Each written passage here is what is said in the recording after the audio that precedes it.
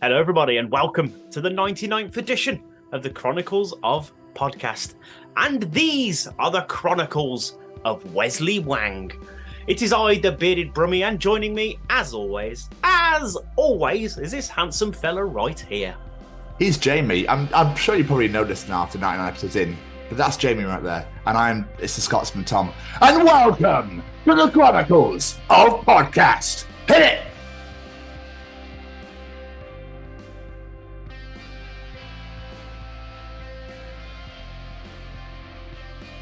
Hey there, you're about to enjoy the Chronicles of Tom and Jamie. Hi everyone, I'm Kevin Mann. Hey guys, my name's Annabelle Knight.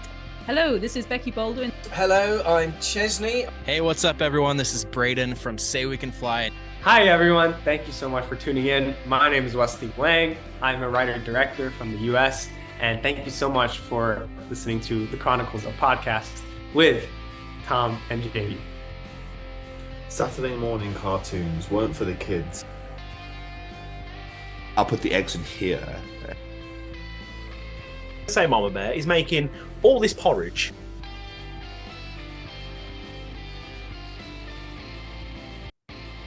Like, we're not going to realize how good we had it until we're old and inevitably lose contact with each other. And then remembering all of this will be painful. Joining us this week is Wesley Wang. Wesley Wang is an 11-time national and 6-time All-American chess player. He's currently a student at Harvard College, but he's not here to talk about any of that. That's just side projects. He is here to talk about the fact that he's a writer, director, and producer of several award-winning short films. And he's only just started because he's done all this by the age of 19. He joins us today to talk all about his latest short, Nothing Except Everything, starring Gotham's David Mazouz and Daredevil's Lily Chee. What an incredible conversation this is. Yeah, I don't think we've ever had someone at Harvard on our show before. I know, it's quite like, and and like I say, an 11-time, is it national and 6-time All-American champion at chess? Like, and at 19 years old, like, it makes you look at your own life and go, oh. Yeah. And I was like, I can't even play chess, let alone all the other shit. God damn it. But no, it's sick. It's sick to have Wesley on the show. It was an absolute pleasure. Big up, massive shout out to Tom Brumpton for organising this one for us. This is a great interview. Very great, very very in-depth interview. And obviously we discuss all the AI stuff that's going on right now as well. So you guys are really going to enjoy this one. Trust me. Wesley, thank you so much for taking the time out of your insanely busy schedule to sit and chat to us. It is very much appreciated. Jamie! Yes, sir. Do you happen to have any final words at all? Just a massive thank you to our guest this week, Mr. Wesley Wang. Thank you so much for taking time out and talk to us, sir. Just to repeat what Tom said, a massive thank you to Tom Brumpton for helping us organise this one. Ladies and gentlemen, you're going to enjoy this one. Absolutely, ladies and gentlemen. Here we go. Ladies and gentlemen, interviewing this week, it's Wesley Wang. Hello, friends. Hello, sir. Oh, thanks, Wes. How are you? You're amazing. I don't think anybody's ever come in with such enthusiasm and called us friends from the beginning. Normally it's, hi, yeah, I'm here for this interview, yeah. Nah, let's get into it. It's good to meet you guys. What's up? No, it's great to meet you too, man. Ladies and gentlemen, today we bring you another incredibly talented guest. This week's guest is a writer, director, producer of several award-winning short films, and he's only just started. He's only bloody 19 years old. Here to talk all about his latest short, Nothing Except Everything, starring Gotham's David Mazouz and Daredevil's Lily Chee, and so much more. Boys and girls, put your hands together as we bring you the Chronicles of Wesley Wang. Thank you so much for joining us, sir. Thank you so much for interviewing me. I'm super excited. We're very, very excited. And I think we should get into the really hard-hitting stuff straight away. How have the last few years been with the pandemic? Obviously, for such a young age as well, with being at school and stuff. Like, how was those last few years for you? Yeah, it was super difficult. The good thing was that the pandemic kind of slowed down school. And so I was able to pursue a lot of the things like filmmaking outside of it. Although it was very hard, obviously, getting on set, making sure we had a code compliance officer on set and all these rules. But, and one of our actors for a film that I made in 2021 called Eve, she got COVID like right before the day of the shoot. And this was like very, very common. And so it was, yeah. And then we had to postpone like a few weeks. And so, yeah, stuff was really hard during COVID, but I think ironically it slowed down the whole industry and I was able to get kind of further along because I found unique ways to bypass it. That's awesome. It's almost like the gods were looking down and you're going, Wesley needs to start making some movies. We better give a global pandemic so that he's able to get out of school and so he can start making his shorts. That's so funny. I'd say so. Yeah, everything has its reason.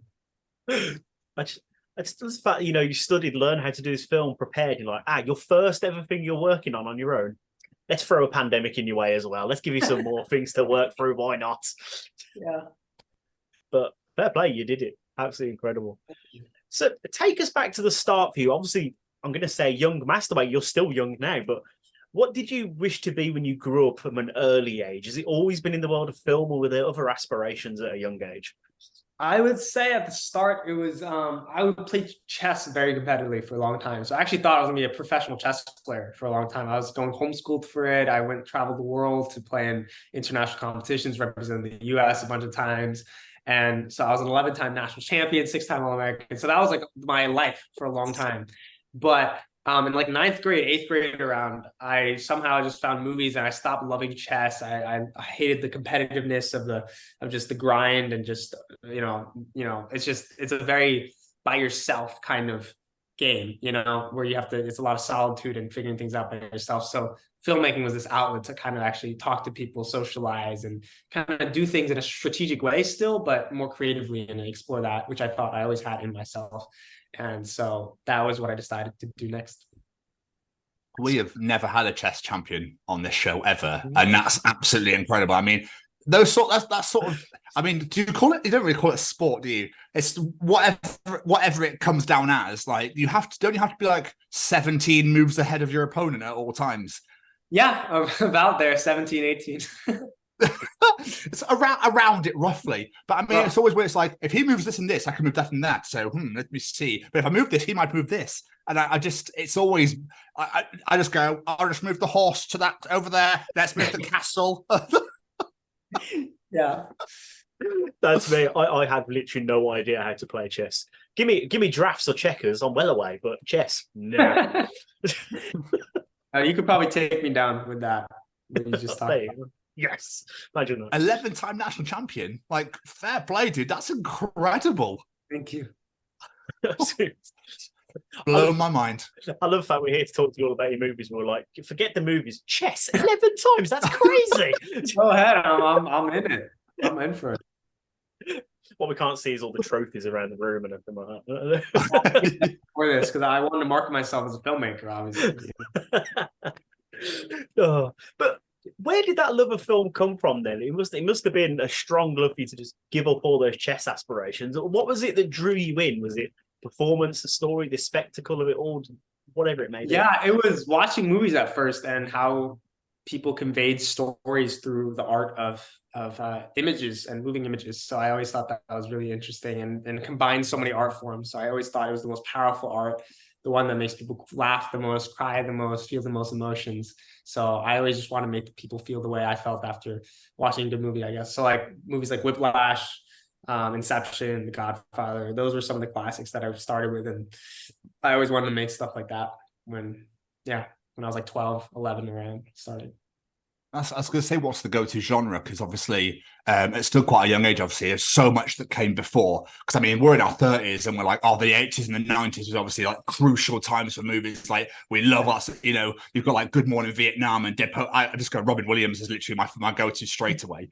But like, are those the movies for you that inspired you? Or what did you see that made you go, oh my God, this is what I want to do? Yeah, it's probably Christopher Nolan was one of the big ones. I mean, I think obviously I'm young, so like I watched a lot of modern movies, 2000s, 2010s, but obviously Stanley Kubrick back in the past, PTA, like all these guys, legends, and I kind of diversified. So I take all genres I take from a little bit. So yeah. That's awesome. Was it a particular film you watched, or was like, I need to do this? This is what I need to do when I'm older, or was it just that combination of seeing so many different things? Yeah, it was a combination, but if I'd say some that stood out, like Whiplash, I think was super, super just in your face. Literally just went straight to the point. It was no bullshit. It was completely just so well made. David Chazelle is one of my favorites. He also went to Harvard, and he's been an idol for me for so long. So yeah. How come you didn't want to get in front of the camera? I was never good looking. No, I'm joking. I don't know. It was never a thing that I was always stage shy and stuff. So I don't know. You should do a Stan Lee and just appear in like a very, very small like parts. I do actually in the film that I think you're interviewing me about. But I'm at the end. Where I'm the roommate of the main character. Oh, of course. Yeah. That's just clips. So sorry, Wes. I'm sorry. No. I don't expect you guys to realize. That's amazing. Obviously, your earliest credit on the internet, the fountain of all knowledge, is 2020. But I know what creative people are like. I've no doubt there was stuff way before then.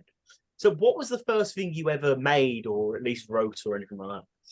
Yeah, the first ever thing, 2017, I was 12 years old, and it was this movie called The Stranger, and it was named after the Billy Joel album, and it was a detective and serial killer, cat and mouse kind of game. My dad starred in it, my brother's friends starred in it, so it was super like scrappy with like this shitty camera. It was just, and I look back on it, I'm like, wow, like this is, but you need to do this stuff, to get to where you are. So it was a great learning experience. It was so much fun to shoot. Are you going to release it? Is it anywhere for anyone to watch? No, never. I'm burning that. I've got a reputation to uphold, and I've never seen the light of day. Yeah. So, obviously, you just mentioned a minute ago how you are currently studying at Harvard College, which is absolutely incredible. What is it you're studying? I'm assuming it's film, but yeah. Well, the film program at Harvard is weird. I took a class or so, and I didn't really like it. So I'm actually doing economics, but economics makes you think about how the world works, and it's a lot about business too. So I think it's very helpful to what I want to do as well. So that's why I'm studying economics at Harvard. Yeah. How is Harvard? Was that an aspiration? It's like, that's the university I want to go to. Low key, when I was just a kid, when 11th grade hit, I was like, oh no, college is coming next year. What are some of the best colleges? I felt like I had a good resume, and I just literally threw a dart, and I was like, Harvard's it, I guess. And yeah, so nothing specific about it besides the fact that it's just one of the best schools in the US at least. So yeah. That's incredible. How is it all going well though? All good there? Yeah, I love it. I love the people there are very supportive. Everyone has great ideas. Everyone's thinking. Everyone's kind of like this intellectual, and it's really fun. Are you still studying film at all in any form of way, or is it literally just studying by learning there? It was studying by learning. Yeah, I was doing a lot of film outside of Harvard and in Harvard a little bit, like screening it there and everything. So I think the best way is always learning by doing. I learned a lot of stuff when I was a kid, like of just like watching YouTube videos. That kind of stuff is always like, it's just as good as someone teaching you, I think, especially in filmmaking. So you got to do it yourself a lot. So that's what I was doing basically. Does the fact that you're at Harvard, I don't want to sound like a prick here, does the fact that you're at Harvard help with your movie career? Like, it's like, are you getting noticed more due to the fact that you're at Harvard College? Yeah, absolutely. I think that's one of the main reasons a lot of people go to Harvard, regardless of what industry it is. If you're in Harvard, there's something about you that probably sets you apart. So it's not a prick question at all.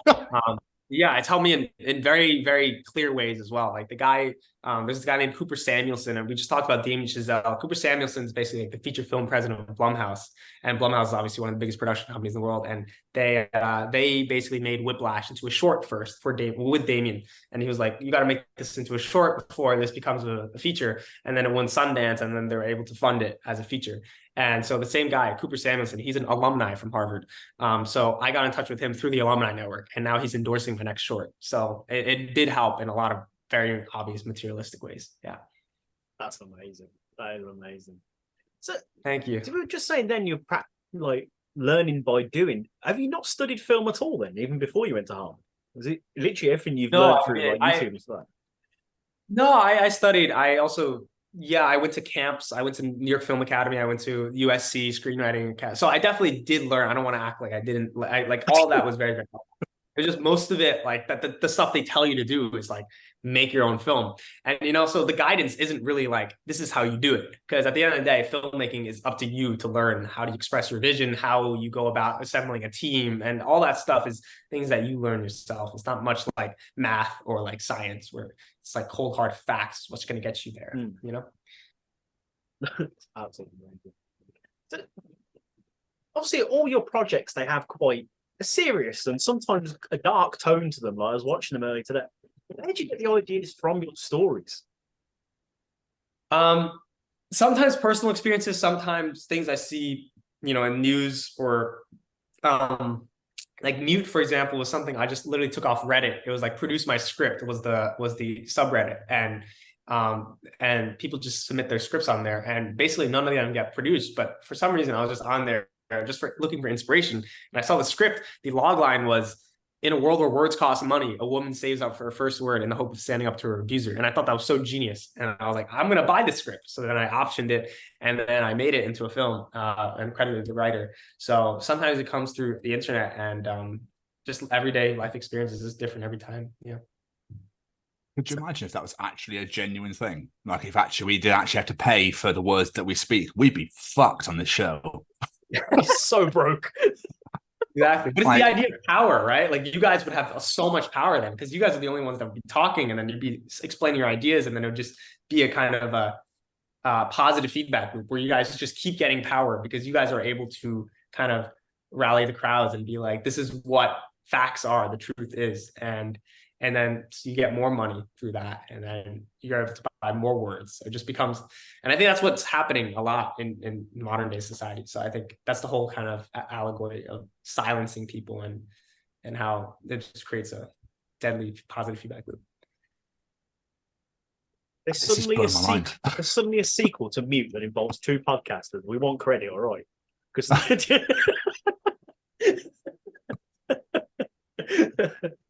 so, as we mentioned, your first credit on the internet is from 2020's Faces. Is that correct? The student film? Yeah, I think the first credit that I have on the internet is probably that. Yeah. So there's a few other shorts as well on your YouTube, like Box, Goodbye, The Vase, The Dome, and there's a few others. Are they also student projects that you worked on? Yeah, I directed all of them basically that I have on my YouTube channel. Yeah.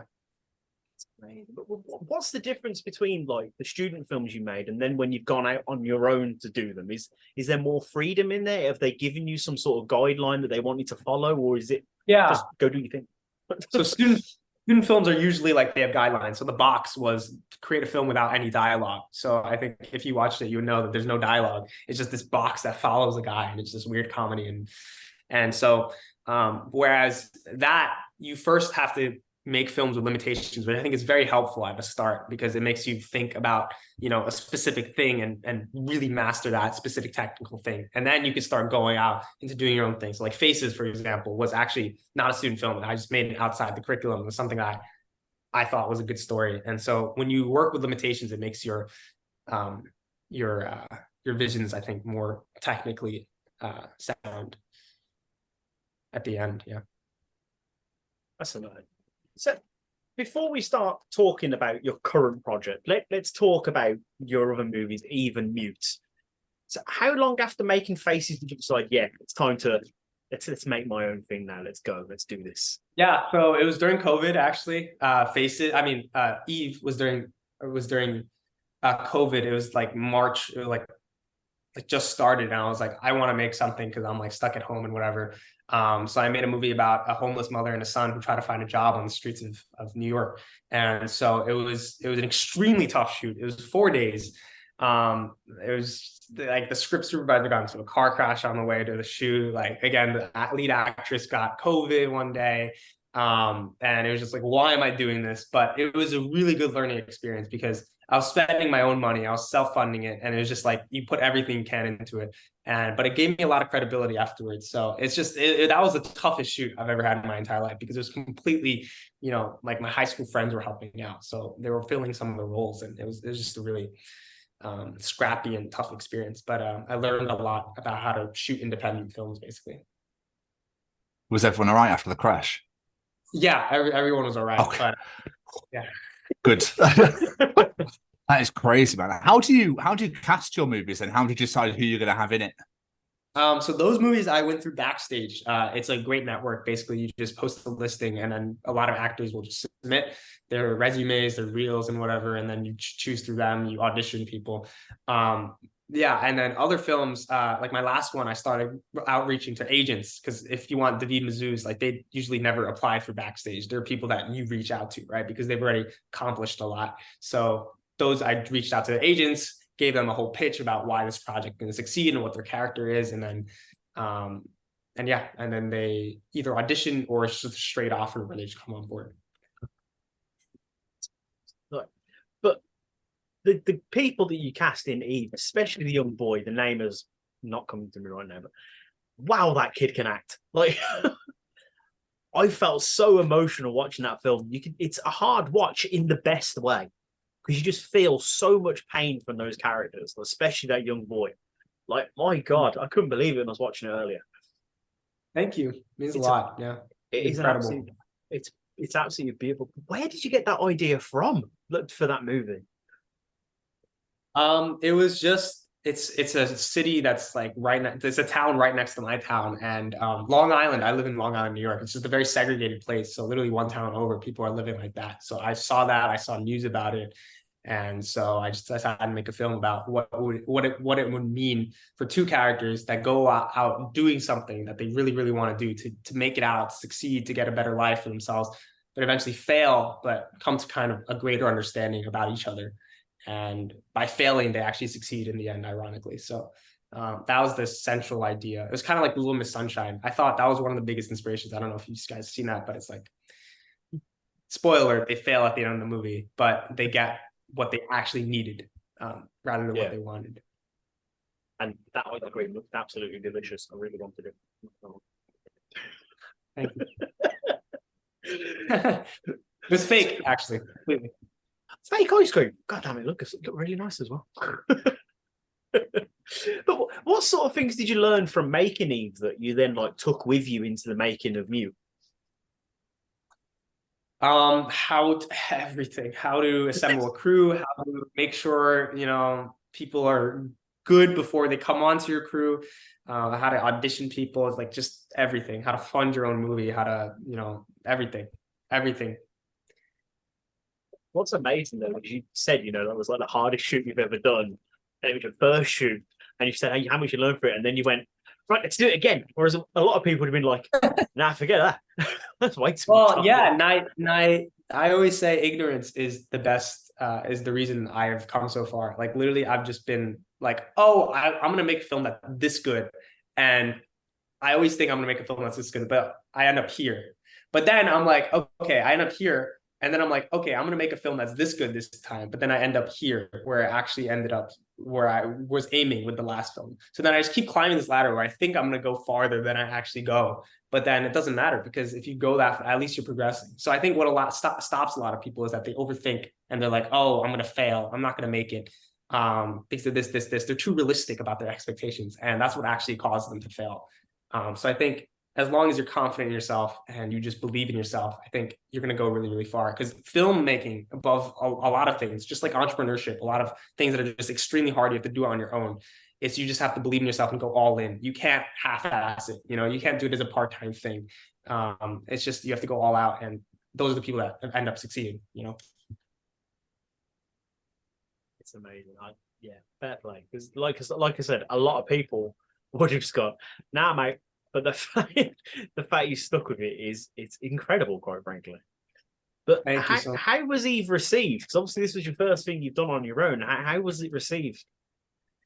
Yeah, it world premiered at Oscar qualifying LA Shorts International Film Festival. So that was a big one. And yeah, it just went on its own festival circuit, screened at New York Shorts, which is one of the biggest festivals, short film festivals on the East Coast of the United States. So it was a pretty good success. It allowed me to make Mute and then Nothing Except Everything. So every film kind of was like its own reel, and like kind of like I could show people, look what I've done, and then people would be like, oh, I want to work on your next project. So it always, you get better and better with each project.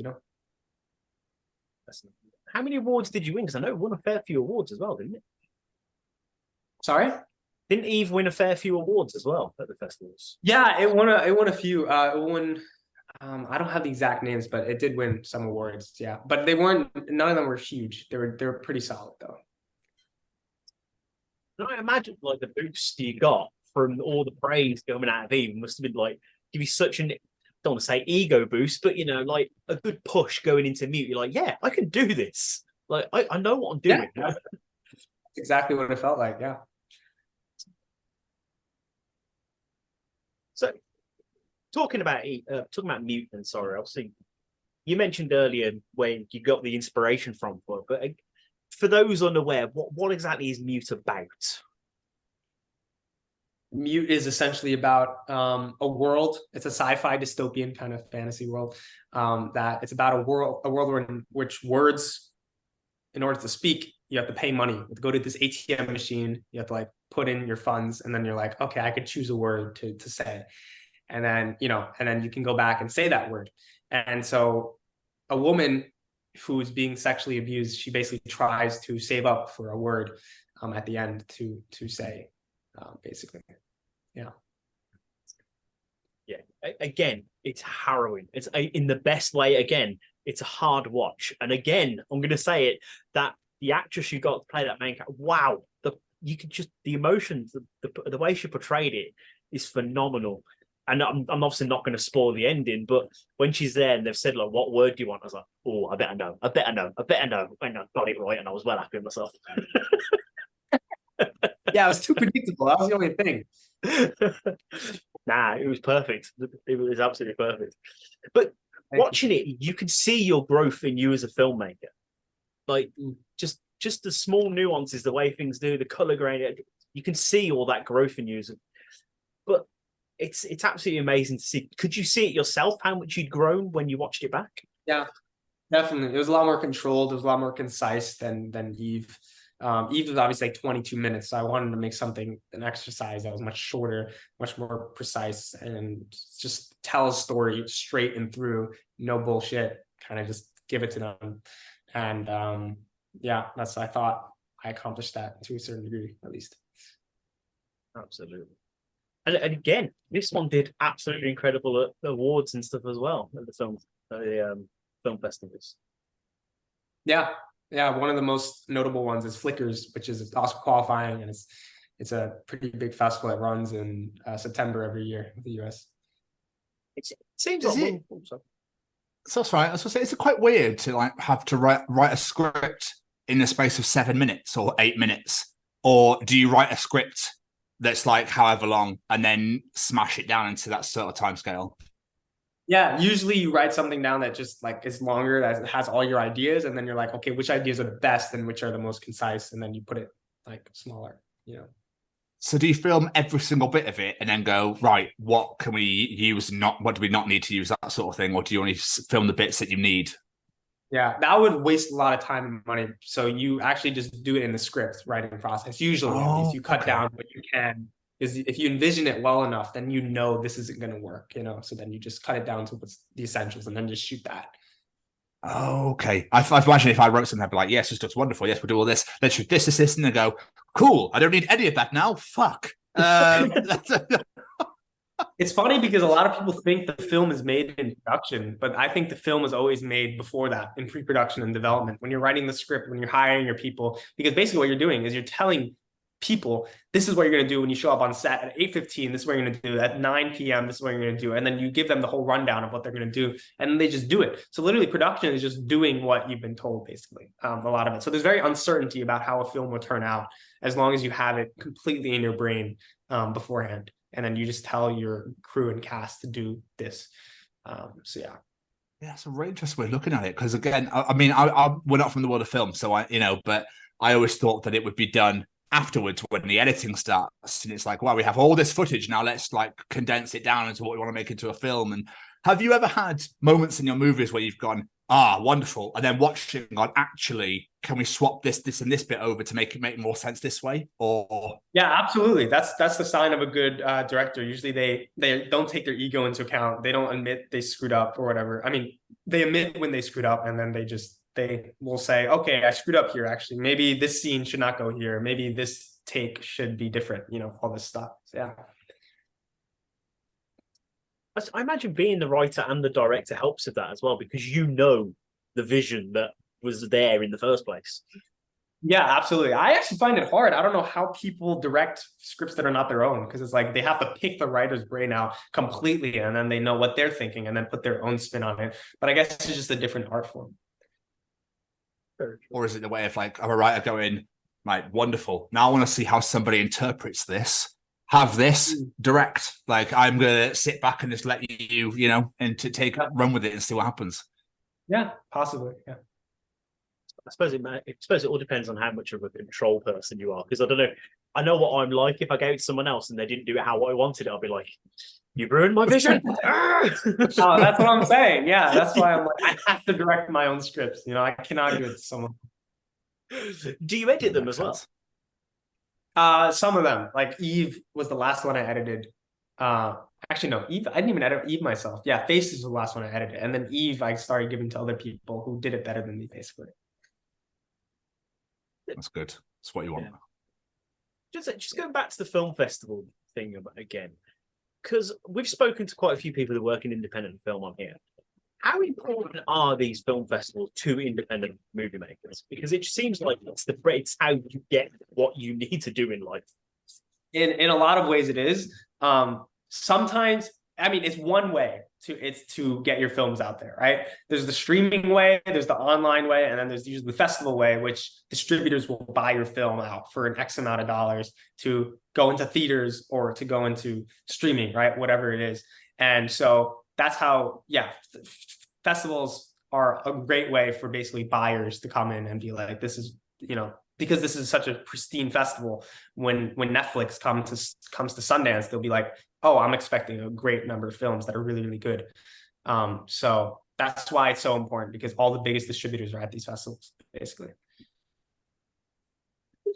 So, go on, Jay. I was going to say, does the fact that it's a short movie hinder the chances of being picked up? Because obviously normally on these streaming platforms and cinemas and stuff, you see feature-length, full-length movies. Does that hinder anything at all? Yeah, so short films you usually make at the start of your career because it's a vehicle to make longer films. But sometimes it's its own art form itself as well. And short films have, I think, are increasingly having a place in a lot of people, because shorter attention spans, whatever it is, people are also starting to see a market for short films. So I think it's interesting. Yeah, I definitely think there's people now that are like, that was great, what's next? That was great, what's next? That's great. You know what I mean? That seems to be the generation now. Like, I struggle with it. Like, I watch full feature lengths and I had to pause it like 15 times because I want to go and make a cup of tea, or I want to look out the window for 2 minutes. Do you know what I mean? Because I just can't, unless I'm absolutely gripped and I'm involved. I'm like, I'll watch the next half an hour in a bit. Exactly. I agree. So a lot of great short films just basically say what they want to say and then get out, because everyone... it's just the bite for them, and it's just the story just told very concisely. I think that's beautiful. I never looked at it like that before. That's really good. That's actually really good. I like that. So, see, let's talk about Nothing Except Everything, because that's what we're here to talk about. For those unaware, what's it about? Geez, it's what is it about, or what's it about, right? I'd say what it's about is just a graduating high schooler tries to find meaning in the number 7 in a world of chaos, basically. But yeah, I mean, I guess it's up to you to interpret like how you actually think about it, what that means. I read that tagline and I was like, in the world, the number 7, like what? And then I watched it and I was like, I get it now. I get it. It's sort of like you have to watch it to understand that tagline. Yeah, the tagline is just the kind of curiosity, so people watch it, basically. Yeah. does it matter what number you choose? Or is that, again, down to us? No, it doesn't matter. I mean, if unless you're like, oh, you didn't get my number right, I'm turning off this movie. You know, like you failed. But I don't think anyone was like. Well, I chose 9. I don't know why. I just chose 9. But my interpretation of the film is always terrible. Bad viewer. Well, sorry.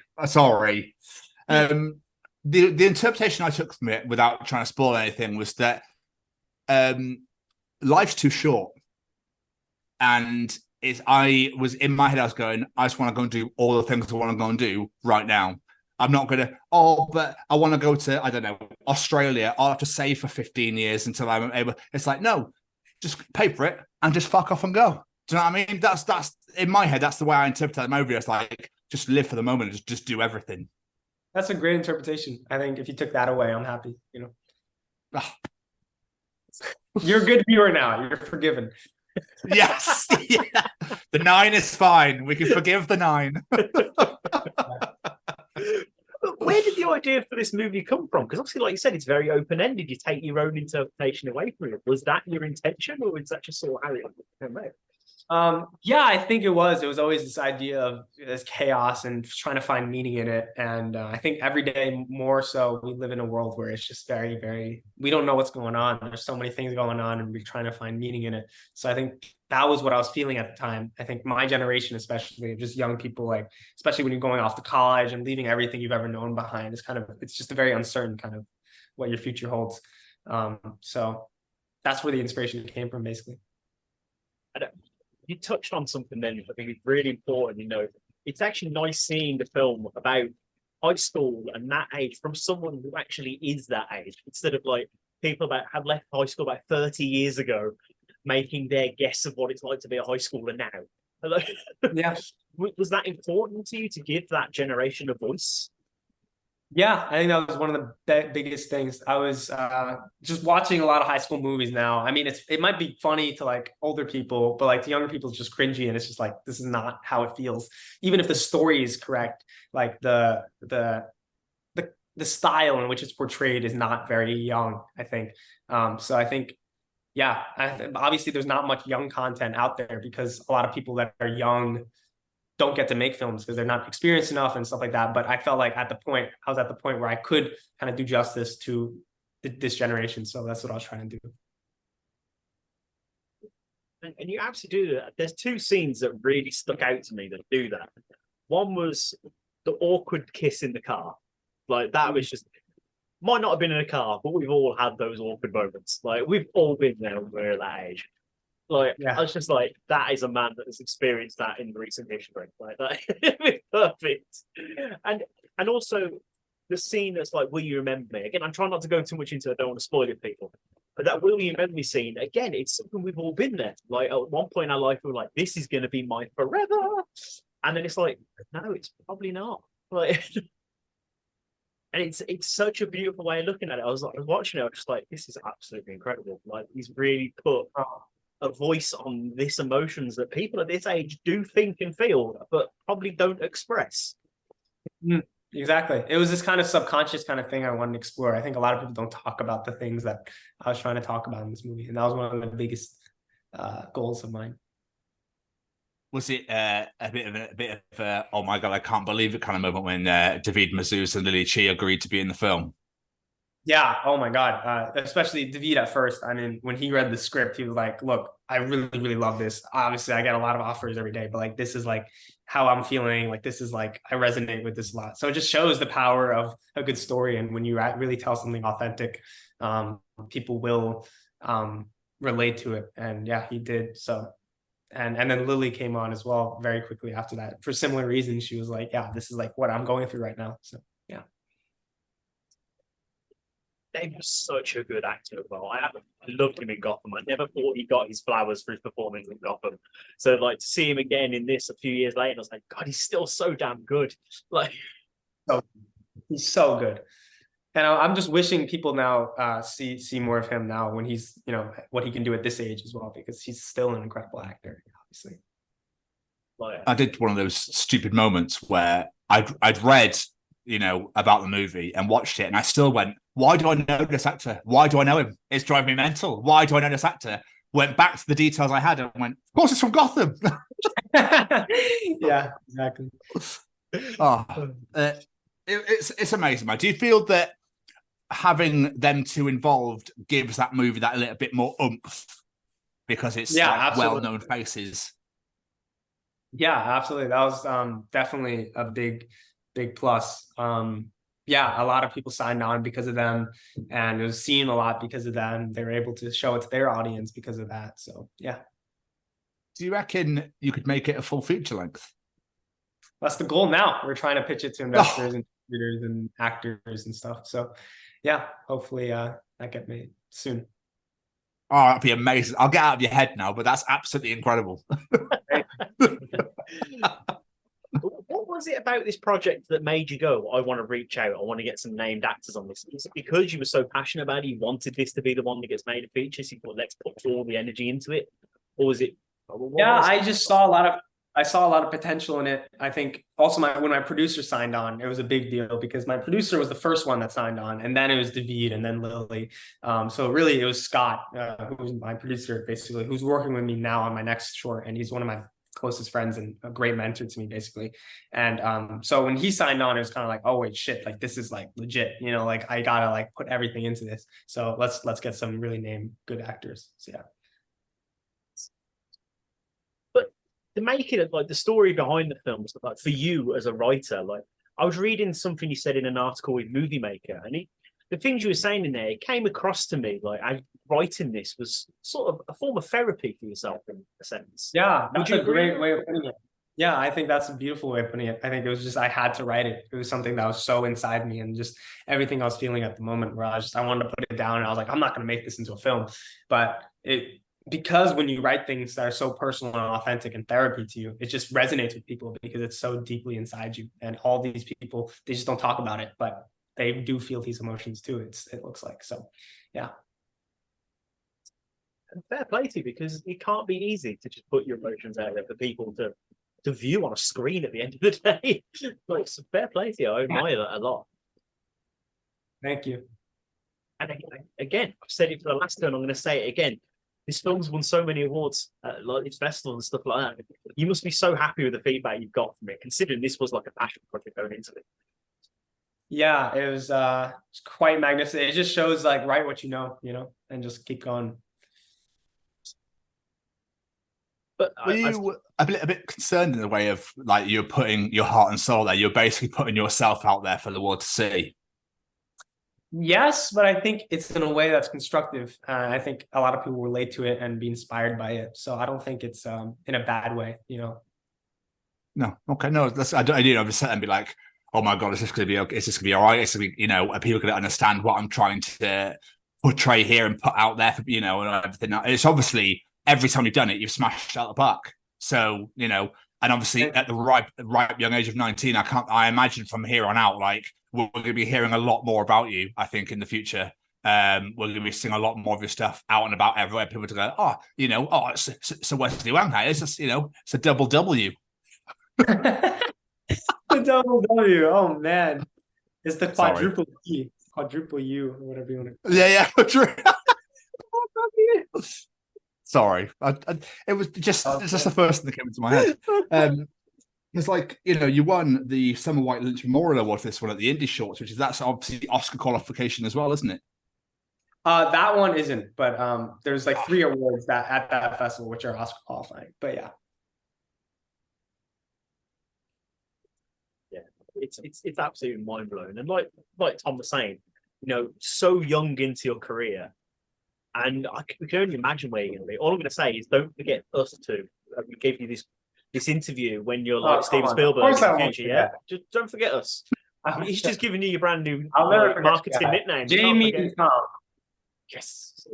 It's been recorded, so we've got you on record saying that. But is it still on the festival circuit right now?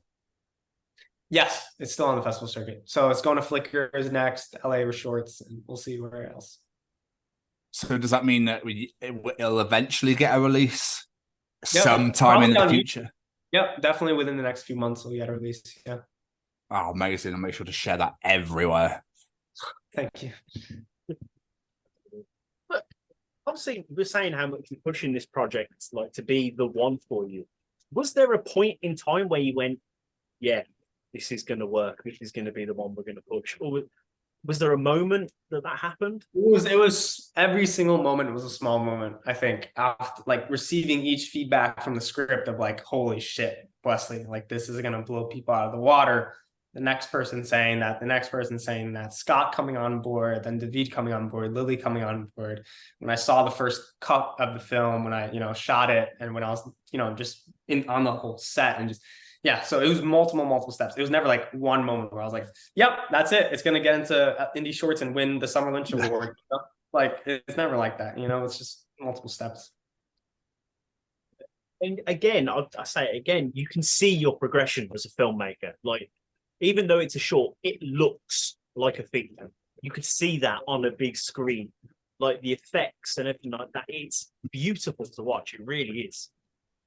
Thank you so much, yeah. Like, it's absolutely, I really like cross everything that you managed to achieve to get this made. It will blow people away. It really will. I can't wait to see it expanded. But I love the fact, like you alluded to it earlier, like you're promoting this, you're going for this now, this is your thing, you're pushing, but you're like, yeah, but I've got another one to make now, so let's crack on with this one. Yeah, after this, I have a call with my actors to rehearse with them. Like the shoot's in 2 weeks, and so it's just very exciting stuff. It's been very tiring, and promoting this and then shooting another one. But it's how it works. You just got to keep making. And the fact you're studying at Harvard in between is just been absolute bonkers. Like fair play. You sleep at all? Bad interest. I try to. I've been getting less and less recently, but it's okay. I'll get there. But can we talk about the next project, or is it hush hush at the moment? Yeah, I can share a little bit about it. It's about influencers. It's a horror movie. It's about influencers on a Hampton strip being terrorized by a stalker. So it's this, yeah, they like start receiving messages from this mysterious stalker. Like it's images of themselves in the house. So it's this kind of weird psycho thriller type, and it stars some famous people: Avani Gregg, Vinnie Hacker, Brandon Husu, and Ella Mendelsohn. So it's a really exciting project. Damn, Wes. I mean, again, it's very 2023 as well. Obviously, influences, phones, technology, that sort of thing. So again, you're in your realm. It's your calling, sort of thing. Because obviously, technology now is scary. How fast it's going, like scary. I mean, how you feel about the whole AI thing? We don't have to go into detail about it, but the whole AI thing, obviously, we're taking over with potentially writing and that sort of thing. How do you feel about that? Yeah, I talk to a lot of tech people in the industry, and it just seems like AI, within 5 years, is definitely going to be assisting filmmaking, and within 10 years, I think films will be completely made by AI. So I think it's definitely scary, but also it could provide. I always look at technology in a positive, not always, but I always try to be optimistic that it will result in creative films that are made by both human and AI, that AI just advances the efficiency and like certain things. And I think I think it'll just aid the whole process rather than detract. That's a good way of looking at it, because obviously you lose that whole human feel and human emotion in stuff. You know what I mean? You don't want it to be so robotic. That's what worries me about obviously watching movies, and you go, well, it feels like there's no heart and soul in this, because it's all like, they went here, they did this, they went and did this, then they talked, then they kissed, then they slept together. Do you know what I mean? It's just not. Do you know what I mean? No, I do know what you mean. It's very like black and white, just so like to the point. There's no like, oh, he glanced but then turned away. She wasn't sure. Mysterious. Oh, you know what I mean? Now that AI could not write. Yeah. That again, this is why I'm not a film writer, Wes. You see, I was like, you have nothing to worry about from this side of things. Don't worry about it. I just do a lot of talking. No, I'm excited to see that film that you just talked about right there. Yeah. That's a TS. That's a TS right there. Oh, fuck yeah, that broke me. That did.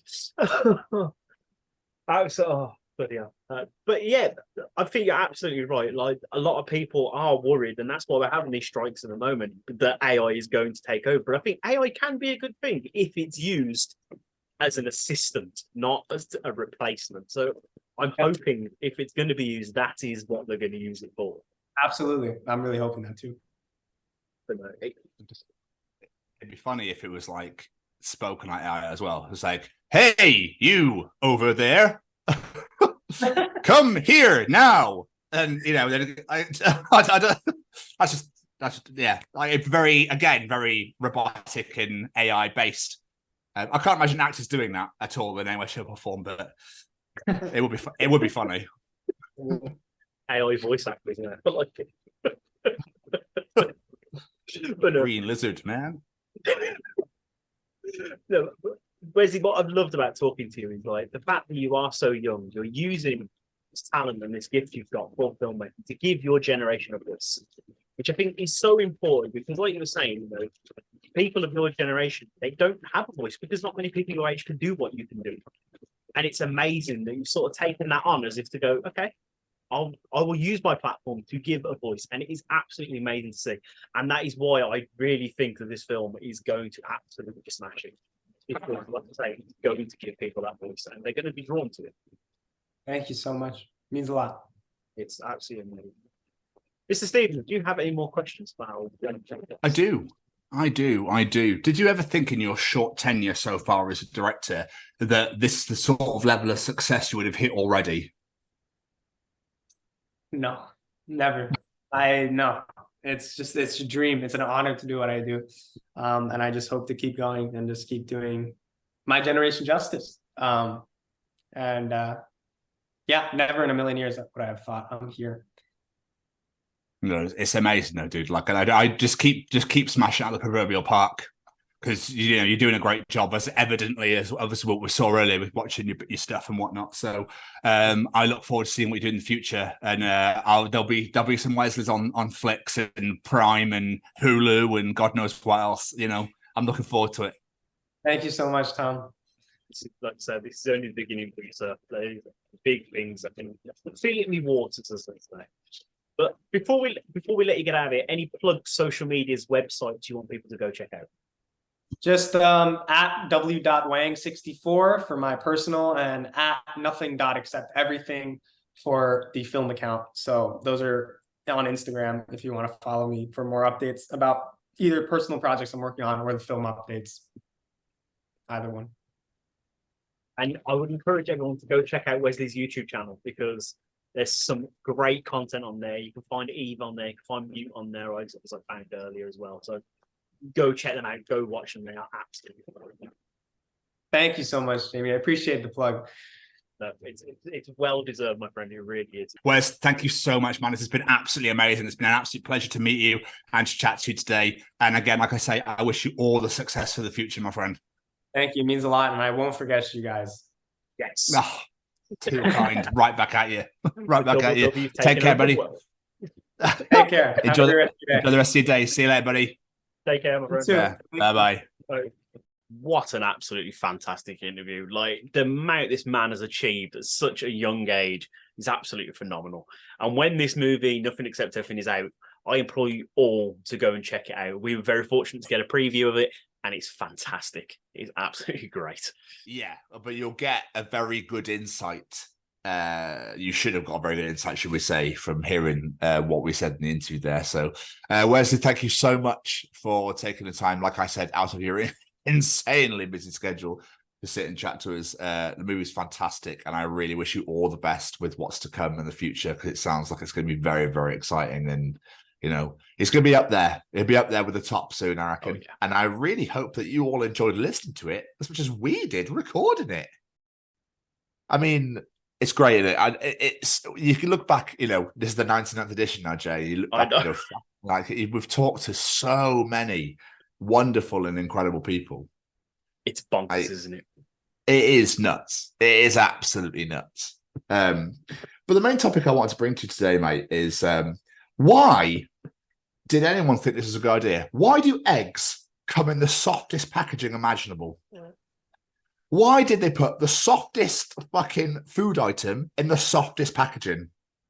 I have no idea. I've often wondered this myself. You think there'd be a bit more packaging to support said eggs. I don't know why I'm doing that, but yeah, I don't get it. So, I mean, I don't know if you would think of put them in breasts or maybe. That'd be very nice and soft.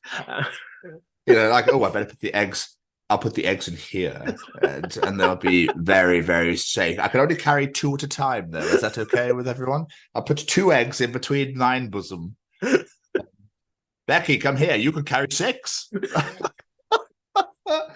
Harris, you could also take about 8. You just just cup them between 9 bosom and be on your merry little way. Oh, you can't drive. You must look after said eggs. I love it. It becomes so warm, they start hatching. You're like, what the fuck's going on here? I wanted a fucking omelette. I've got a chicken. What's going on? Oh, holy shit. I now have my own egg dispensing machine. Wonderful. That's a new name for chickens. Egg dispensing machines. I like that. Egg dispensers, yeah. Absolutely incredible. I think I was on like a year 6 trip. And my dad came with me. My parents randomly came on school trips when in primary school. Like, fuck knows why they do that. I can't even know why they came. It was odd. And we were walking through a field. I can't remember what the trip was for. It's fucking years ago. Obviously, year 6. It's like the mid 90s, mid to late 90s. There's like 95, 96. And we were walking through a field in our cows, and one of the kids just went, "It's a chocolate spread dispenser." It's a chocolate spread. And my dad found it so funny that he decided to then just like utilize that. Because obviously, cow pat. I mean, anyway, called cow shit Pat. Who called it Pat? Why not Frank or Bill? I don't know. It makes no sense, does it? You don't call any other shit by a first name, do you? Actually, it's only cows, yeah. It's like, oh, can you go and clean up muck from horses? Clear out the stand. Yeah, sure, clear stand out. That's absolutely fine. Like, it's so weird. It's that cow shit is the only one that's got a name. Pat. So sorry for all the Pats out there. Sorry, Pat Sharp. Yeah. Shit sharp. Right.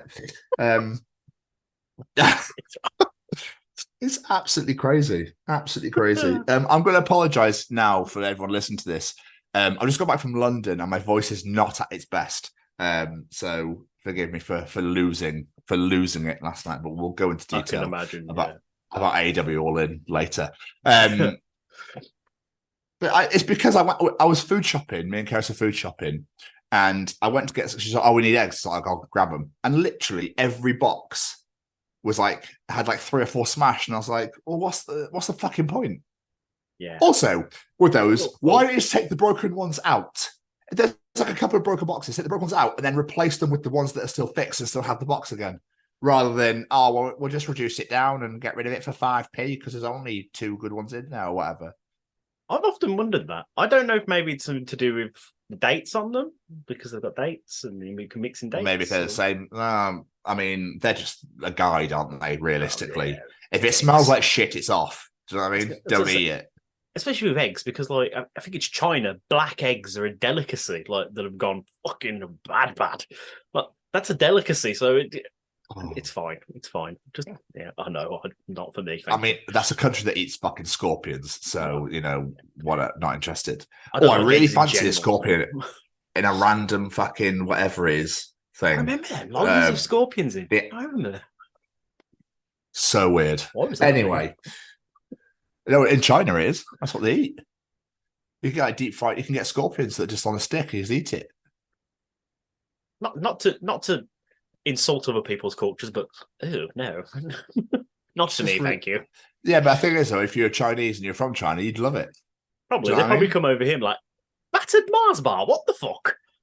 That's not their accent, but I'm not trying to do this. That's my home country, but that's how we roll. So. The other thing that's really, really baffled me this week is people that die in soaps, right? Okay. So people die in a soap to pursue obviously a different career. They've got an acting deal in a movie, or they've gone to Holby City, or they've gone to another soap, or whatever the fuck. Only to return years later for a storyline, because obviously they've got nothing fresh going on. Oh, we'll bring that character back that died in that horrible house fire 10 years ago, but they miraculously lived in the basement and survived. Do you know what I mean?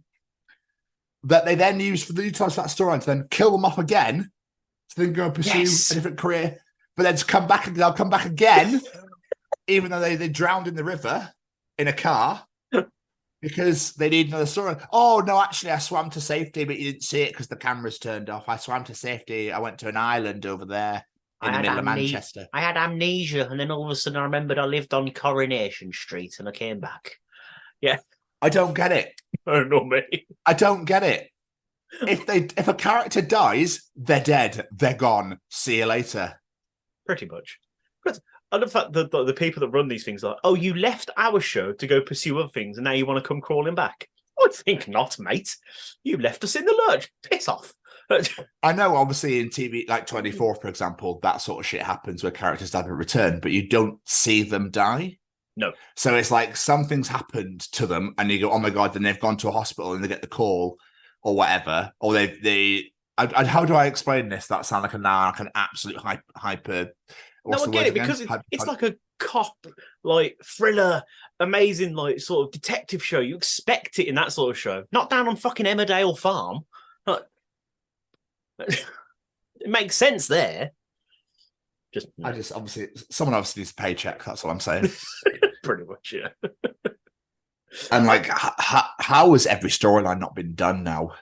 Oh, they have. Like, I think they've just swapped and changed ideas. So, they've had some good ones. They've had some great ideas. For example, they've had some really good, but a majority of it now, and then you just get people on This Morning spoiling it all for you anyway. What's the fucking point in watching it? I've never got that. And the TV guides, they'll put it on the front of the page, like, this person's going to die this week. All right, I'll move on watching them. We definitely had this conversation upon a previous show, but yeah, it's like it's just. Yeah. The final thing I want to bring up before we get into the weeks and stuff was on the coach to London on Saturday.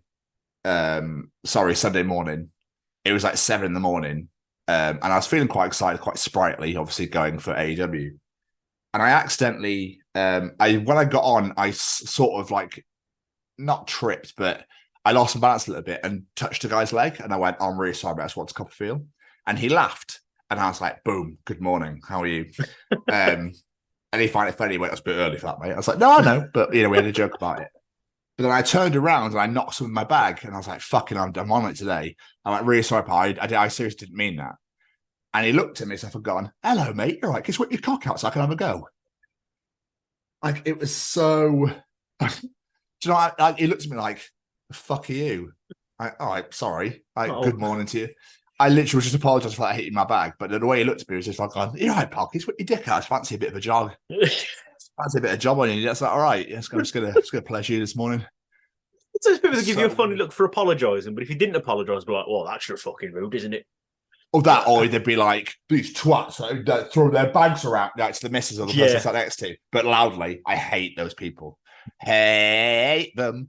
If you have an issue, just fucking tell me. If I've ever done something, just fucking just tell me. Don't be like, oh my God, that prick, the ginger bearded guy. Yeah, what a twat. Hit me with his fucking bag. People just throw their shit around like they don't, So that's what would have happened.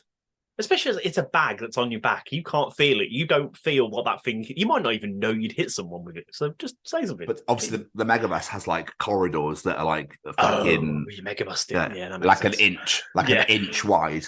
And it's like, I'm a 6'3" fat Scotsman. You think I'm going to fucking fit through your little tiny tunnel? Like, good luck. Hopefully you find a seat. I wish you all the best in your adventures. I'm now going to drive like a twat. There was a weird bit where when they were driving down towards London, like we hadn't even got out of Wales yet, and they kept like braking and it was really weird. There was nothing right in front, zero, no cars, no existence, no life. There was nothing there, and it was like, but the suspension obviously was doing this. And we were quite close to the front, so it kept being like, Jesus fucking, do they know what they know? They know they're driving a bus, right? Like, it's not fucking Pimp My Ride. It's exhibit here somewhere. It's like, look what we did to your fucking mega bus. All right. I don't know, it isn't all like that. But you know what I mean? Just basic American accent. I almost went to them, dude, for some weird reason. That was in my head. It's because I did that, I think. I think I did a little hand gesture. If you listen to us on Spotify, I did the finger, little finger and thumb thing, like, yeah, bro. I think I'm on one tonight. I don't know what's going on. Are we live? Are we? Is this Earth? This is definitely Earth, yes. Someone's I can still feel on the the high fact- from yesterday. I can feel. Oh, dude, don't even don't even. Oh my God. Don't Like, even. I had this conversation with Brady, and I was like, wouldn't it be so funny if there was some like a character or something made that spoke in a way that never finished their sentences? So it'd be like, he like totally did that, like, oh my God, real, like really, he totally got there, if you know what I mean. He no, I don't. Oh, he totally he did. He got there. Got where? He got there. Like There. I can't even. Like, you can't even what? I just can't even. Like, That'd be an incredible character. can I odd then? Is odd okay? Is like, are we? What's going on here? It sounds like a Little Britain sort of character. That's great. Yeah, you know what I'm saying? Oh, I know what you're saying. I got you. I hope so, because I got you too. Who have you got? You gon' got. Like, huh? Are we still here? Like, am I dead? Are we in some sort of alternate universe? What is going on? So You'd never know what I'm saying. Just a quick one before we moved on. I put this one on Facebook the other day, and I wanted to get your input on this. I was intrigued. What order did you get dressed? yeah, I found this the weirdest thing you've ever asked anybody ever. Oh, Because I don't know. why do I want to tell you that? That's the I don't know why you're even interested. Which I makes don't me want think to you tell get. Which makes me think you get dressed really weirdly now. You're a t-shirt first sort of person, aren't you? But what do you actually define as weird? I don't know. I just wanted to see if anyone did weird anything again? different. T-shirt with dick out. Is that what you're thinking? Like, This is Winnie the Pooh in that shit. That's what he's doing. I don't know. I don't even know. I can't remember what made me think of it now, but I was just intrigued if anyone got dressed really oddly. Well, I don't know. how was that? Putting their socks on their head, like I suppose putting their that socks would on their feet. I don't know. Okay. I was Trousers just for a intrigued. shirt. Every now and again, I get those moments where I go, I want to know, and just ask people. So, there we go.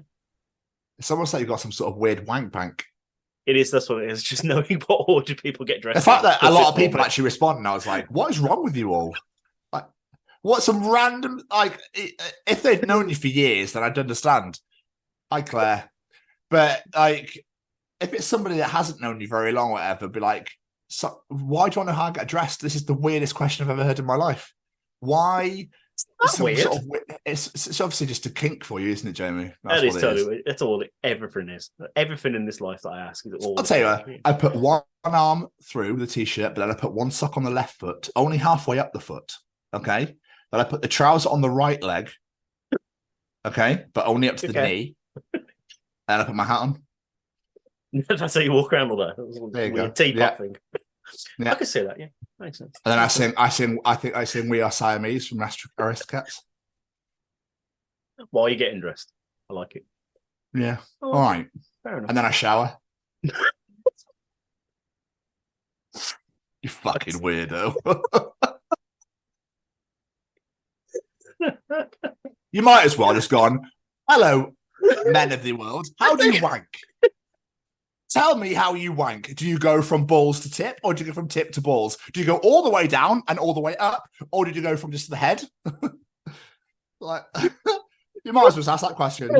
Hey, ladies, how do you pleasure yourself? Do you go for two fingers and go all the way in and all the way out, or do you just tickle at the top? They going?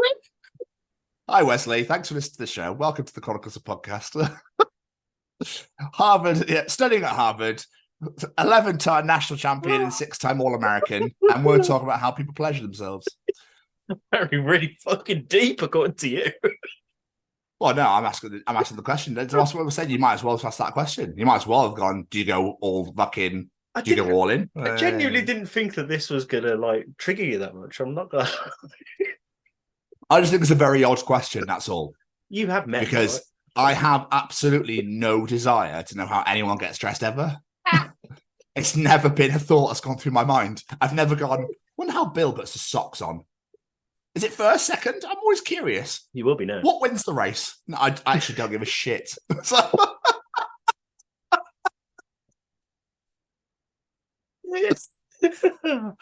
Anyway, can we move on, please? Let's move on. Let's move on. How are you? I'm well. I'm absolutely knackered, but other than that, yeah, I'm all right. I just can't wake up. I just can't wake up today. I don't know why. I got woken up by them two being noisy around the house about 1:30, and then I just couldn't get back to sleep. So I woke up, did some stuff around the house, and then I went back to bed for an hour or two. I just couldn't, and I'm still struggling to wake up now. And I've got to go to work in an hour and a half. When are you on annual leave? From Wednesday, so I need to go wake up early tomorrow to go see the kids before work tomorrow, and then when I get home, we're pretty much going to leave. So sleep will be non-existent for the next couple of days. You're an absolute sucker for punishment. You are absolute sucker for punishment. You love it too much. Well, if I was allowed my actual annual leave like I requested, we wouldn't be having these problems. But there we are. Okay, let's not get myself in trouble then. That's the problems of working in that sort of industry, though. Obviously, because I haven't worked since Friday. No, yeah, it's good. And it's been fucking great. Yeah. So, but absolute legends, all you NHS workers. So that you do what you do and whatnot. So I couldn't do that anymore. I couldn't do the whole weekend work, and I just no thanks. Nah, I don't know. I've never had a job where I don't work weekends, so I don't really know, to be honest. If the pay was where I could mindlessly stack a shelf, I'd totally do that. Oh yeah. Sometimes if I could mindlessly just stack a shelf for the rest of my life on like 35k, I'd be happy with that. But obviously that job will never exist ever unless you worked in like fucking Harrods or something. Or where nobody can ask you a question. You just stack a shelf. You go back, you get your shit and just stack shelves and get paid fuckloads of money for it. If I was ever Prime Minister, that's what I'd do. I would actually pay the people that work at the bottom, the people that slog day in, day out, miss birthdays, Christmases, and all sort of shit, that miss everything because they have to work all the time. It's like, it's got on Friday night, can't go work on Saturday. Oh, let's go and do, so like, sadly, God forbid this ever happened. Sadly, so-and-so's passed away, the funeral's this date. Yeah, I can't make, I've got work. Because that's the sort of thing. To all you people, that miss unfortunate events and that sort of thing, just because I just be like, I'm really sorry to hear about your crisis there. I hope you find somebody else to do it, or just get through the day. Yeah. Well, just be a nice boss and go, okay, I appreciate that. No worries, we'll get it sorted. Don't worry about us. Go do what you got to do. There are, I'll leave it here, but like there are managers I'd love to just do fuck all. Well, yeah. Hang on to that manager. I've got a title, so I don't have to do shit all anymore. Just help a brother or sister out. You know what I mean? Just help a brother or sister out. Actually, get off your fat fucking ass and put the twirl down and go and help out. Anyway. Sorry, off the high horse. I was literally on a high, like flying, like we're gonna have so much fun. And I went straight down to right, motherfuckers. Listen to me, right, and like close. And I don't mean to make it serious. I'm so sorry. But yeah, I'm sorry to hear of your knackeredness, sir. Oh, yeah. But you're just sleep through the holiday. You're in a caravan, aren't you? Yeah. Oh, look how excited you are about a caravan holiday. Right. Haven't you already been this year as well? Or last year, was it? I think this is like our 5th time going there, so fuck knows. I don't even remember anymore. God knows. I ain't good clue. Anyway, how are you? Do you not like caravan holiday? No, joking. Yeah, I'm fine. I'm fine. I'm like I said, I'm on a massive come down from AEW All In last night at London at Wembley. Like, oh my God. I cannot tell you how unbelievable last night was. In any way, I just can't tell you. It was just fucking incredible. There are literally no adjectives to describe just how great that was. So yeah, my voice is quite not hoarse, I'd say. I'm struggling. I can feel it when I'm starting to project, like my throat's like tensing up loads. So I'm like, oh my God, obviously I still haven't recovered from that. But there's nothing more beautiful than hearing 81,035 people sing Judas at the top of their lungs. It was unbelievable. I can imagine. Just to be in that moment was great. And obviously the Fireflies when Buddy Matthews came out with a lantern and stuff, that was lush. And what was great timing was when we were waiting to get into Wembley, Bray Wyatt's theme music started as we walked through the turnstiles and stuff. So everyone was like clapping and stuff and singing and got the whole one in his hands. It was really nice. That's really nice. Sweet. I like that. That's really sweet. But yeah, I'm doing good, man. I'm just on a massive like anticlimactical come down. Me and Karis have had no fucking clue what to do with ourselves today. It's been really. We got home at like 2:45 this afternoon, because obviously Reading Festival ended this morning, So Yeah, obviously wasn't it? go from London through Reading to get Ooh. it. But luckily, it was fine. When we hit Swindon, it was shit. It was really shit. But when we got through, I looked on Google Maps. We got to Bristol, which was really bad. But when we got to Bristol, I looked on Google Maps and Reading was just red. It was just red all around it. I was like, thank fucking Christ. I can imagine. Yeah. So, but it was fine. It was just great, man. But now I'm doing well. Back to work tomorrow. Which is going fine. So yeah, I'm all right. I'm just. Happy days. It's always weird when you go to like a really big nights or real big moments, and then the day after you're like, right. So what am I doing now? What's going on? That was me after Bloodstock. I was like, oh, back to work then, I guess. Yeah. That was great. Bloodstock was great. What did we do yourself anyway, other than Rihanna-ing to death? I was gonna say mostly Rihanna. I've been on nights the past 2 nights, and I got 2 more left. Which has been all right. I've been working on my own the past 2 nights, so I've been doing mostly podcast stuff, to be honest. I've really been doing a lot of work, so it's been great. On that note, every single one of our Bloodstock episodes is now uploaded, ready for you all to enjoy as they are coming out. So enjoy those. But yeah, mostly Rihanna. And the only thing I've really done is me and the wife had a date night. We went to have Nando's and went to the cinema. And then the following day, I went to see the kids, and I went and took Lena and Samantha to go see the exact same film again. So I've seen the same film 2 days in a row at the cinema. What was that? Barbie. Oh. And I'm not going to lie to you. I know you say I love everything, but it's fucking great. It's not a kid's film, though. It is not a kid's film. I think Lena is just about the right age for it. Just. Like, it's not a kid. Like, I know everyone's going, oh my God, I'm going to take my little girl to go see Barbie. Don't. I ain't taking Olivia to go see it. No way. She will not get it. It's not appropriate. Oh, okay. But Ryan Gosling is Ken, and the song he sings, superb. Absolutely brilliant. I take it Samantha's Lena's mate, is it? It's their cousin. It's their cousin. Oh, okay. I was going to say, when did Sam decide that he, I probably should have cleared that up. Yeah. Yes. Samantha is their cousin. Not my Samuel has decided to go trans. No. Good day night? Still Samuel. Yeah, it was all right. It was nice. I always love a Nando's. And then, yeah, just the cinema. It was quite nice. Is that where your whingy little shitty status about broccoli came from? It's not whingy. It's just, why would you go to Nando's and order broccoli? I don't understand. It's obviously doing well. But I just no. Don't order broccoli. That's your person. Sometimes the things you write make me question why I do the show with you. How rude! I'm joking. I am joking. I love doing the show with you. Don't worry. Sometimes I wonder how I survive. No, I'm joking. Where was I going with this? How was seeing the kids other than watching Barbie twice in a row? Yeah, it was good. Like I said, that was most of my day. It was nice to have a day out with Lena, to be fair. We just did that, and then we got back, spent a little bit of time with Sam and Harrison, because he was actually there for once. Yeah, it was nice. It was nice. It was weird sitting there with Harrison looking through cars on Auto Trader. I was like, okay, this is now a thing. But there we are. But, yeah, man, like I said, I'm just buzzing after last night. I've already gone back and watched Stadium Stampede again, because that match was so mental that I didn't know where to look. I can imagine, yeah. So, and the random Penta costume change was weird. So that's the only thing that really... Penta was hardly in the match.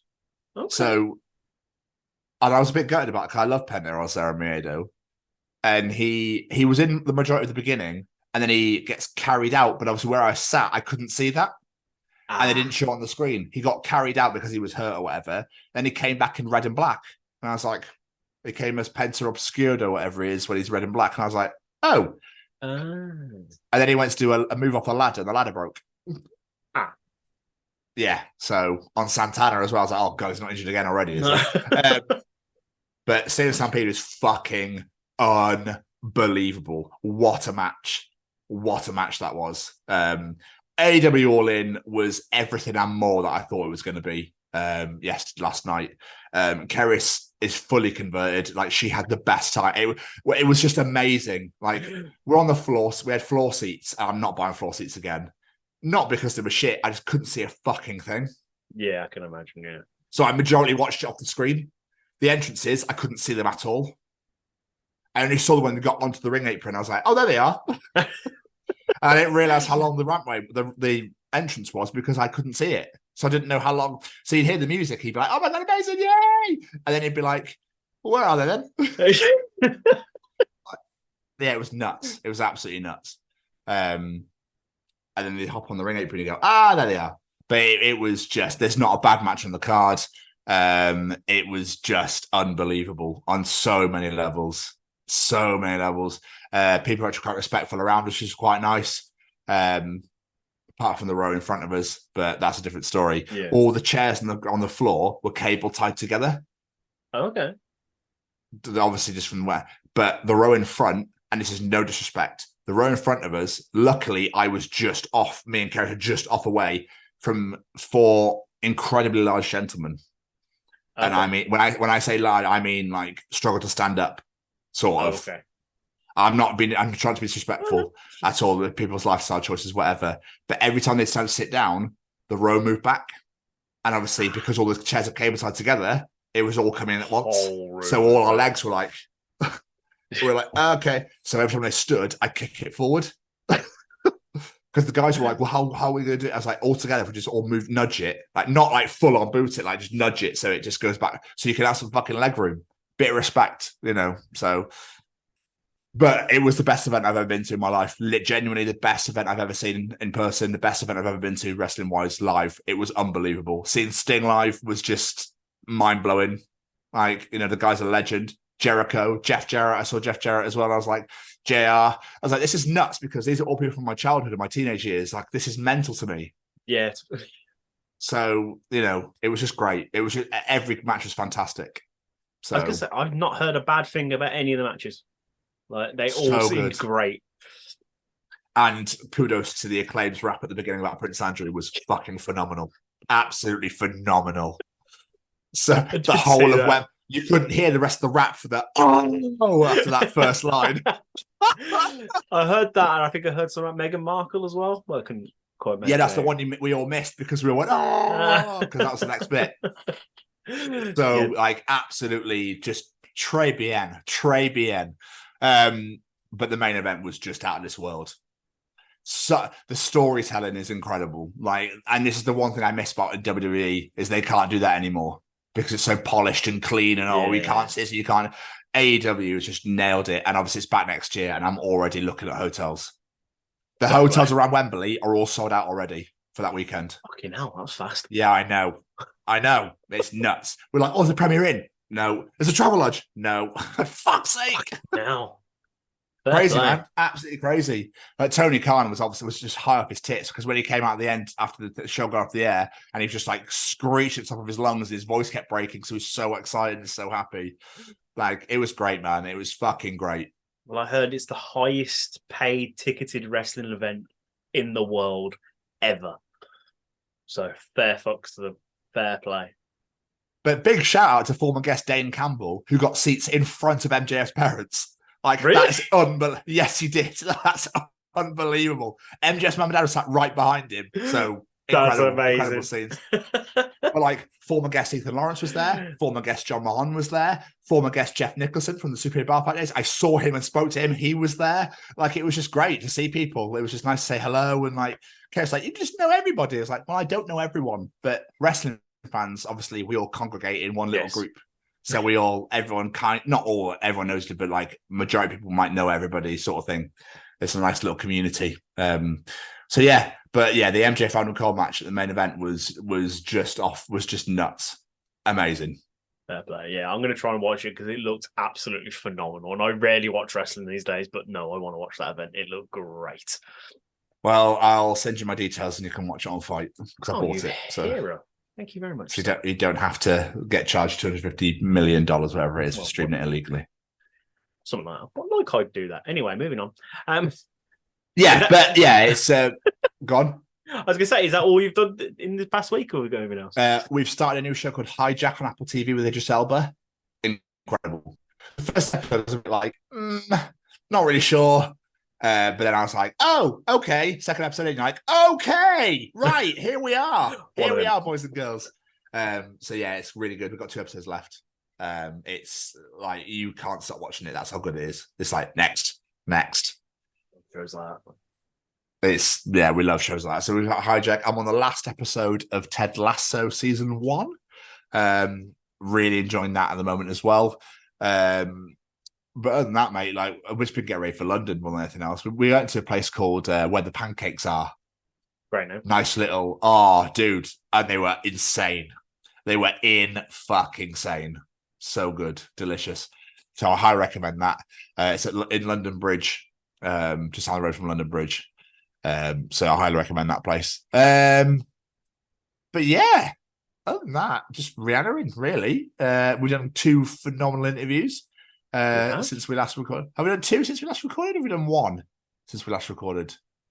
We've done 1. We've done one amazing interview since we last recorded. One yeah. cancelled, I always get lost in where one got cancelled. Yeah, wasn't that last one? No, it was 2 weeks ago. No, it was 2 weeks ago. I don't know anymore. Hence my I mean, gotta keep the content flowing, boys and girls. But yeah, man, other than that, not a whole fat lot. Fair play. That's what we like. We're all caught up. So should we speak to him? Yeah, come on, Braden. What's going on at Stay Cozy Clothing, my brother?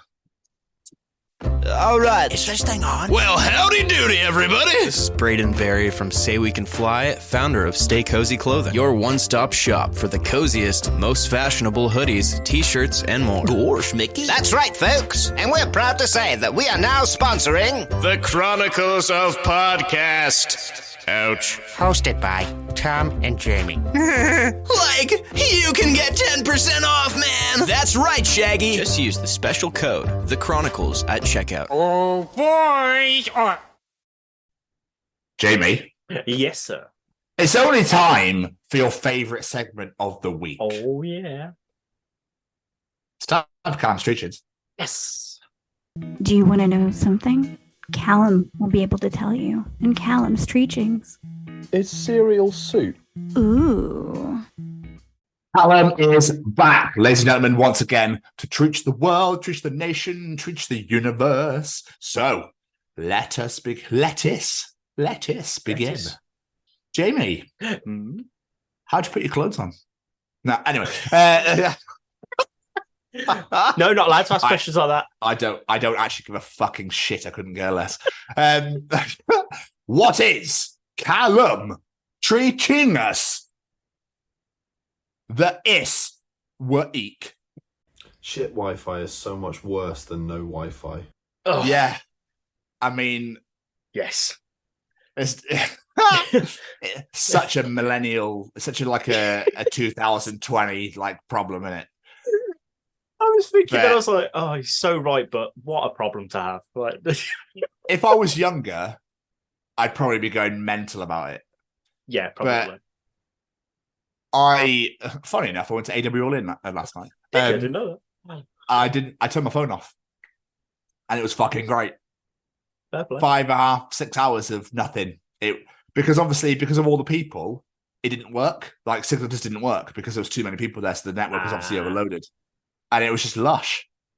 We just got on with our lives. It was wonderful. But yeah, like there's nothing worse than going, oh, I've got a comment or a notification I must read. Buffer. And then the stories will load. You go, oh, cool, it's working. Buffer. Yeah. And then it'll say, what's on your mind? Like, buffer. Like, oh my God, seriously? And then it won't work. Yeah. It'll load everything but what you want to look at. It's like your 4G's not strong enough, so nothing will load. You're like, there's Wi-Fi here. Right, I'll use the Wi-Fi. Wicked. That's worse than the 4G. How's that happening? Or you log onto the Wi-Fi and it goes, cool, please fill in this form. Why? Give us all your details. Yeah. We were in Las Iguanas and it was like, I filled the form out. And then the next question was, would you ever want to work for us? What? No. What? Who puts that in there? Who puts that on their form? Are Las Iguanas really struggling? Yeah. Are they really struggling for staff? It's like, shit, we need to recruit from somewhere. Put it in the form when people sign up for Wi-Fi. They might go, oh, actually, I quite fancy this. But then I suppose because obviously younger people live on their phones, don't they? So I think it's actually, in a way, it's quite clever. For us older people, we're like, no, fuck off. Why do I want to work for 16 grand a year? Thanks. Nope. I want to print off 20 copies of my CV and walk around shops and hand them in, thank you, like we did in the good old days. Oh my god, yeah. I used to fucking hate that. Got any jobs available at the minute? You stand in the queue as well and wait. I'd be like, oh, I don't want to ask this question. Oh, I better hide to see me look like I'm buying something. No, okay, I'll have this bottle of Coke then. Cheers, mate. Excuse me, don't suppose you've got any... No, okay. But then it got to the point where it was like, oh yeah, if you just go online. Yeah. When I was at HMV for Christmas temping in the pandemic, because obviously we were furloughed, so I just picked up a Christmas job. And it was like, yeah, just go online. Like, why are you... I understand why people ask and they hand CVs, and then it's that thing where people go, oh, here's my CV. And then people go, cool, lovely, thanks. Oh, did you know they did this and this? Yeah, lovely. So everything's digital now. But the thing is, right, if Wi-Fi dies and 4G has died, and we'd be fucked because everything's technological now. Like the fucking air control people, everything went down today apparently. So planes just in the sky, like we have no fucking clue what we're doing. Yes, I saw that. Yeah. It's mad, isn't it? Like this world is so reliant on these things now. It's a little bit worrying. Oh, God, it's almost like people want to be in control, Jamie. Weird, isn't it? Really? Oh, really? I refuse to believe. You know, oh, your bank accounts. Oh, yeah, we don't use cash anymore. What do you mean? Well, we just don't use cash anymore. Account's frozen. You have no money now. Oh, exactly that. Yeah. Awesome. So how am I supposed to? Well, you can't. Lovely. I suppose I'll be eating mayonnaise tonight then. Lovely. Thanks for that. Really appreciate it. Oh, I've got one bit of lettuce left. Fantastic. A rabbit's dinner. Anyway, let's get off our soapboxes again. You know, but back in my day, Jamie, you know, they didn't actually use Wi-Fi. We just went out and played in the parks. Instead, lovely children. No, I'm joking. Please edit that out. I should stop making jokes like that because obviously it's just a lot of work for you. Yeah. Jamie. Yes, sir. Moving on. What is Callum Treaching us this week? Saturday morning cartoons weren't for the kids. They were for the parents trying to sleep in. Yes. I mean, I thought that was going in a direction. I thought that was going to be Saturday morning cartoons weren't for the kids. They were for the adults. Stop. Is what I thought he was going to say. But obviously... Yeah, because I remember me and my brother, I think Power Rangers was on at one point. It's like SMTV Live was fucking phenomenal. Oh, yes. And Ant and Dec doing, like, I don't think we actually truly enjoyed SMTV Live for what it was. I don't think we actually fully embraced just how incredible that show was as kids. No, I don't think we ever truly... No, Wonky Donkey is one of the best game shows ever. And especially when they got wound up by the kids giving stupid answers, and then they would still give stupid answers. And Dec losing his mind is one of the best things I've ever seen in my life. And every teenage boy loved Cat Deeley. That's all they watched it for. Every teenage boy just wanted to watch Cat Deeley.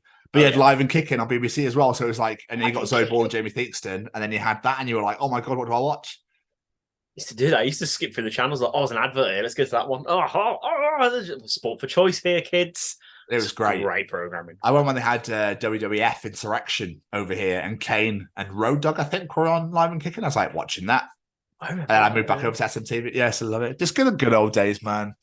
But you're so right. I used to love it for, I think it was like Transformers, and then there was what else was on Saturday morning now?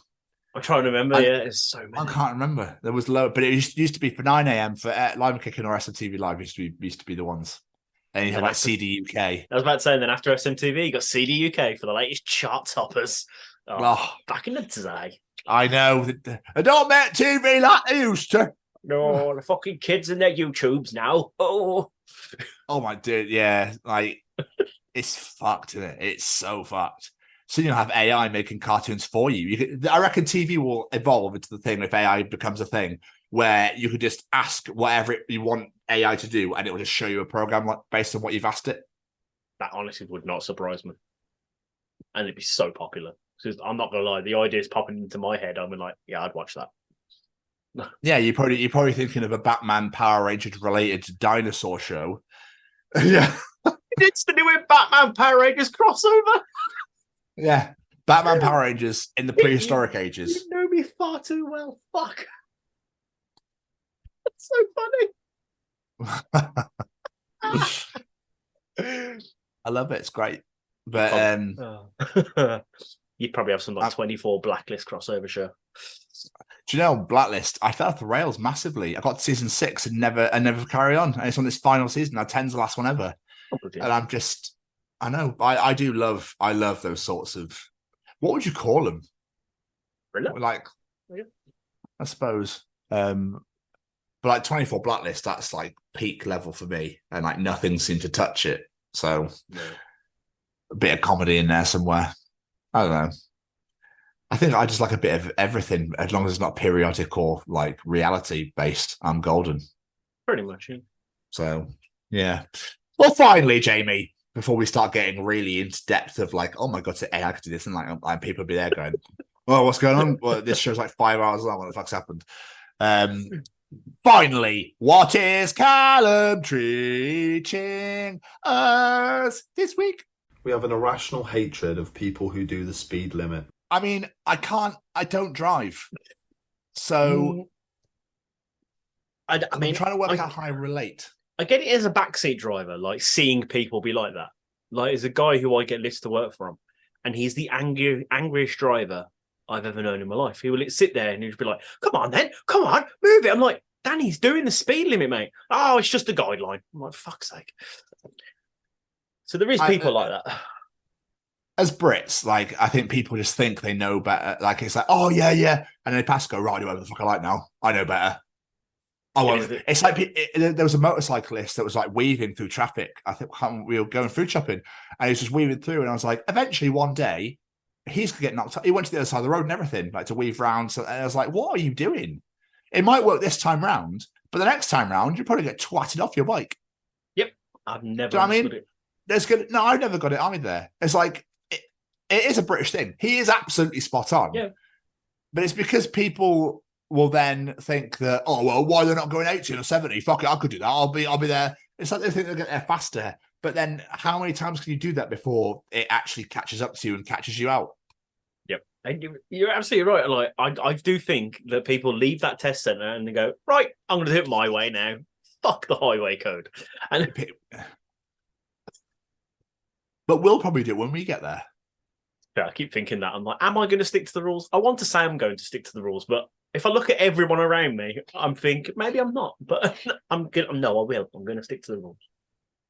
I think speed limits are really important, obviously. Yeah, definitely. I don't like things that go fast anyway, so I'll be that person like, must go the speed limit. It's a 20, so I'm going 20.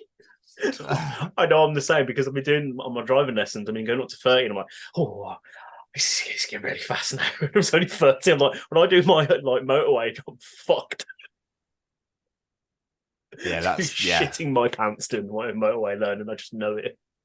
I wanted to make a joke out, but you can't really make a joke out of that. The fact that he's just absolutely bang on, and yes. I just think, like I said, eventually, I think people that think they know better won't. Nope. And the rules for a reason, people. Exactly. But I think we should get up on granddad chairs and up our soapboxes again. We're really on granddad chairs today. Absolutely mental, isn't it? It's because we've got a Harvard fucking guest, so we're like, we should be well educated and respectful. I think I used up all my funniness at the beginning of the show. But there we are. But thank you, Callum, for those absolutely wonderful treats. As always, we are so blessed and so honoured to have you as part of the show. Who knows? Maybe we'll have you on next week's for the 100th edition. Maybe we'll just invite Callum back on and have a three-way conversation. That is. So yeah, I know what you're fucking here for.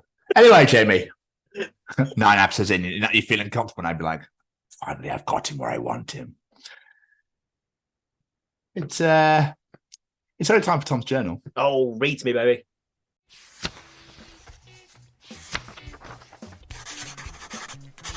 And welcome to another edition of Tom's Journal. So, another edition of Tom's Journal. I love my segment. Of course I will. It's mine. Of course I love it. Absolutely. But Jamie, I find it really hard to believe that bears made porridge and the only thing wrong with it was the temperature. And there we are. We're back. Bears making fucking porridge for real. Are you okay? They'll eat. They just eat the fucking oats. Saucing bears. They'll eat anything. They're not taking the time to mix it in, heat it up, and all that stuff. That video of the bear that gets hit by the string when it scratches its back on the fence post and the string comes, the elastic comes around, smacks it straight in the dick, and it walks away like, ah! It's one of the best videos ever. It's great. Also, if I'm going to assume Mama Bear, I don't like to make assumptions, but we're going to say Mama Bear is making all this porridge. How are all 3 bowls different temperatures and lumpiness and whatnot? Surely they would all be the same. Well, you would have thought so, wouldn't you? We're finding flaws. We're finding flaws here, boys and girls. Flaws in nursery rhymes. There we are. So, I have come up with some new options to shorten names. Okay. So obviously, my full name is Thomas. Yes. But I hate being called that, so I'm just Tom. Yes. Yeah. But we've got some brand new names with some brand new options. Okay. Okay. So we're going to start with Jennifer. Okay. We're not calling her Jen. We're going to call her Niffer. Okay. Elizabeth. We're not going for Liz. We're going for Zabe. Oh, I like that one. Yeah. That's good. I like that. Yeah. Zabe. Jonathan will now be known as Onath. Why do these all sound like sci-fi names? They don't anymore. Christopher will now be known as Stop. Just in the back, smack bang in the middle. Hannah will now be known as Nah. Nah. A personal favourite, Brooklyn will now be known as Oakley. That's brilliant. Leonardo will be now known as Nard. Brandon will now be known as Rando. And That's finally, great. Theodore will be now named Odor. Odor. I like that one. Yep. They're good. I like them. I'm really gutted. I don't think I know any one of those names. Damn it. But I imagine being a seagull is pretty fucking rad because it's basically endless fries and permission to scream whenever you want.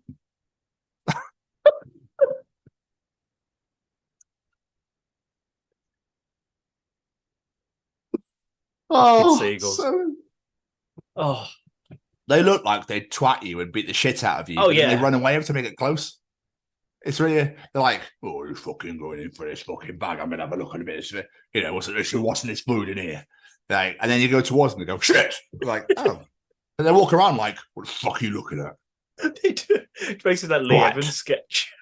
Yeah. Give me a fucking chip. Oi, monkey boy, give me some fucking vinegar.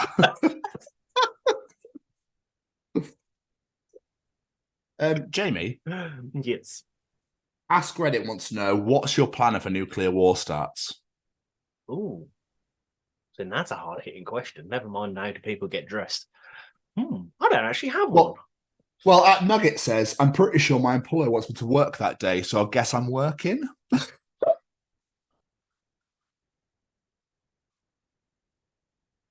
Oh, that's brilliant. Following up that conversation earlier, that lines up beautifully. Absolutely. Absolutely. But our French is totally like, I totally miss you. Let's hang out in February. Yeah, fuck, I know that one. Yeah, me and Claire know that one. Yeah. I'm free on this day and this day. Okay, I'm free on all those opposite days. Okay.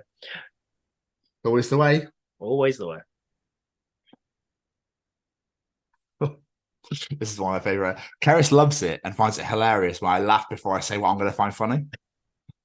Thing is, though, cleaning out your fridge is such a humiliating experience. You bought those plums and you didn't eat them in time. You absolute failure. You miserable piece of shit. I know exactly what you mean by that, though. You're like, oh, I brought those. We're going to make that recipe this week. Should we make that tonight? Nah, can't be asked. What about tonight? Nah, can't be asked. Oh, no, the fruit's gone off.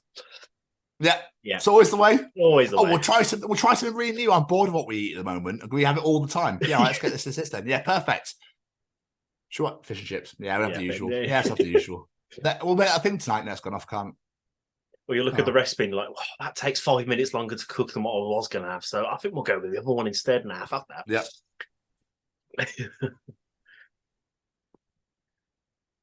So this is another Reddit post. Ask credit. What do you genuinely not understand?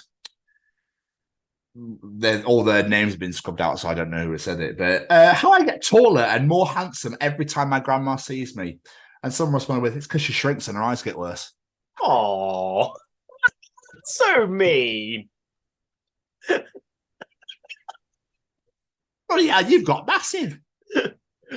No, you are just getting taller and more handsome. Don't listen to the internet bully.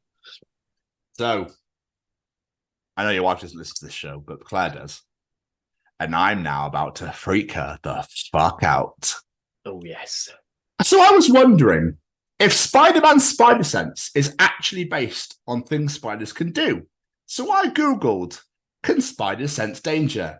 And the National Wildlife Federation treated me like the dumbass I am. Here is the definition from the National Wildlife Federation on spider sense. Okay. Spider-Man is able to sense danger lurking near. The warning signal comes as a pain in his head that varies with the intensity of the threat. Spiders can detect danger coming their way with an early warning system called eyes.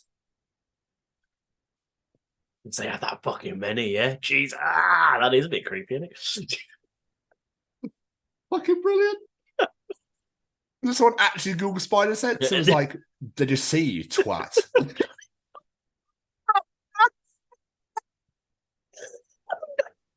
I can understand why that person asked the question. You know, if you've got spidey powers, then you might want to know.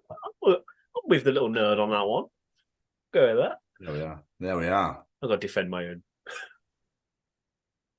So, he has returned. Me, trying to learn someone's name. Brain, nope, we're at capacity. Really? With what? Brain, Angela, Pamela, Sandra, and Rita. Me, but those aren't real people. They're just Mambo number 5 lyrics. Brain, a little bit of Monica in my life. Me, please stop. Brain, the trumpets.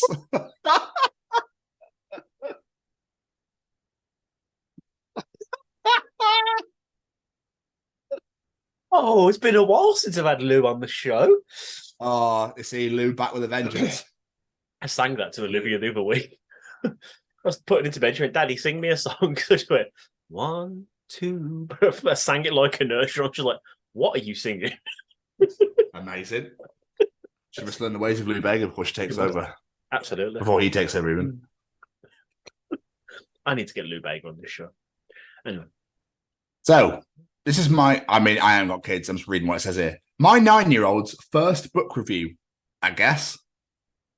So, under the title of Charlotte's Web, depressing, don't read. I mean, from everything I've ever heard about Charlotte's Web, that seems like an accurate description. So, absolutely. I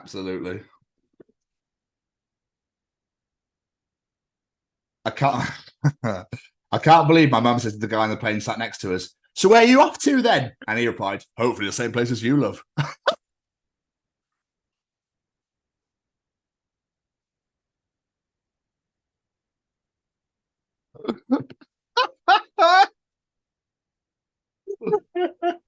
Would you be, I know your mum obviously got married and with a hand basket and everything else, but if your mum asked someone that question on the plane, would you be absolutely like, oh my God, I can't believe someone just said it's my mum, or would you find it fucking hilarious? I would piss myself laughing. Yeah, it'd be great, wouldn't it? And laugh at my own mother, yeah. You'd be like, oh, you pulled word.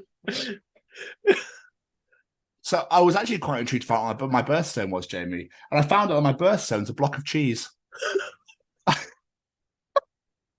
We have another stupid one this week. There it is. I wouldn't be surprised if mine was. Couple more. Did you know it takes a plastic bag 20 to 100 years to break down, yet it takes me approximately 1 minor inconvenience? Yeah.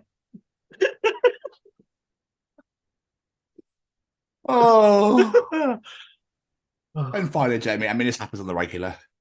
Me, I'm so sorry if I'm bothering you. Surgeon, how do you keep waking up and saying that?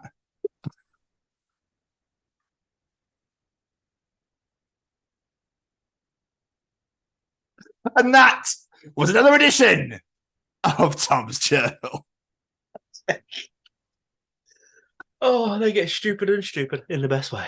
But they're great, aren't they? It's just Oh, great. they It's just like nice little happy go feel type thing. It's about getting into schools and talking to young people because, you know, I know that people can change. And it's about talking to people and getting them to understand and perhaps step back from violence and prejudice and whatever. And we just need to work together and keep on the good fight there. Absolutely. Hey there, guys. We are ecstatically happy to announce that we are associated with the Sophie Lancaster Foundation. The times are changing, and with the unfortunate death of Sophie, those changes have made a massive impact for the future. If Sophie was with us still today, I can guarantee what you are doing will still be reaching so many lives of young teenagers, young adults, and those who wish to be as different as possible. So thank you very much. To find out more about this incredible foundation and all the work they do, and more importantly, how you can help, head on over to www.sophielancasterfoundation.com.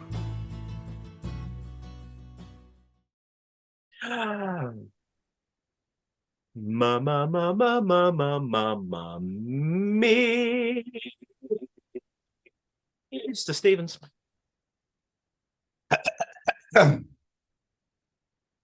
Jamie, Jamie, Jamie, Jamie. Jamie, Jamie.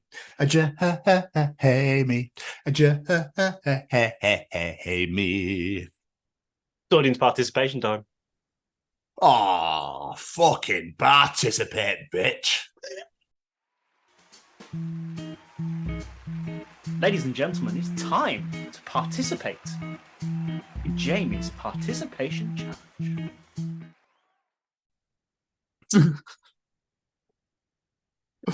By the way, just This quickly, start, I was like, what theme song was that, by the way? Because you're Thomas doing Tank this. Engine.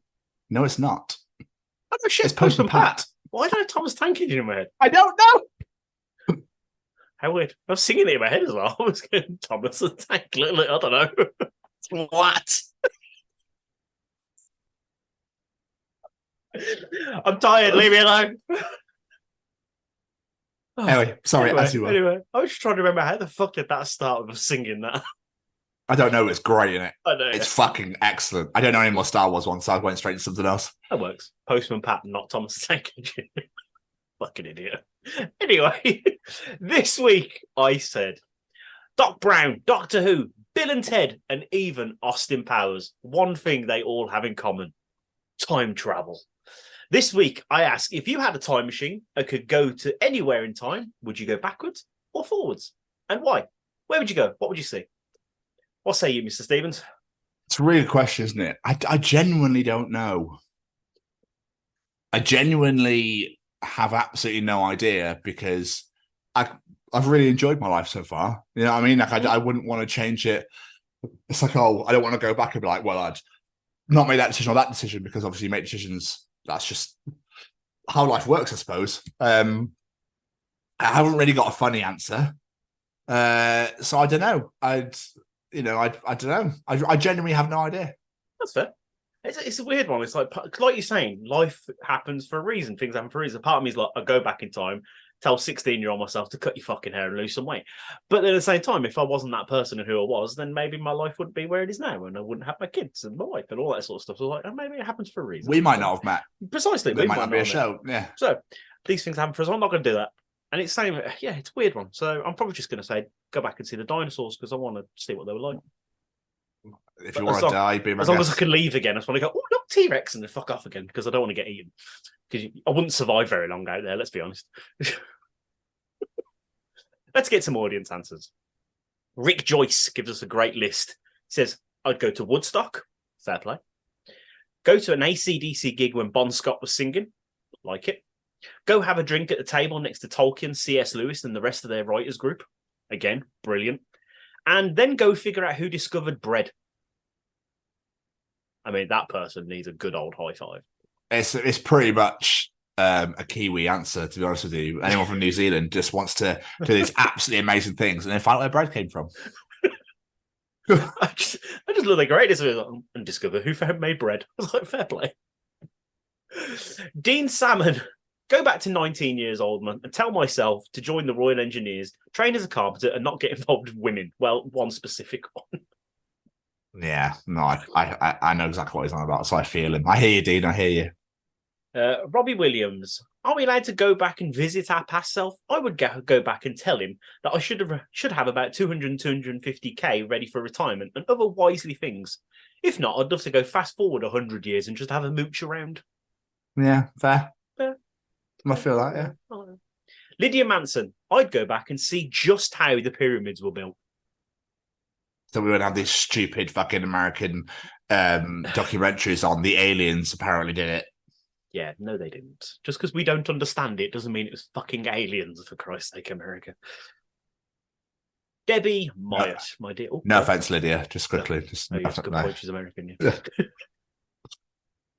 Debbie Myatt, my mother. She says there's so many, lots of sentimental ones I can think of. But one I'd say is to go backwards to the 70s and go see Leonard Skinner so I can see Alan Collins playing the guitar solo in Freebird live. The goosebumps would be unreal.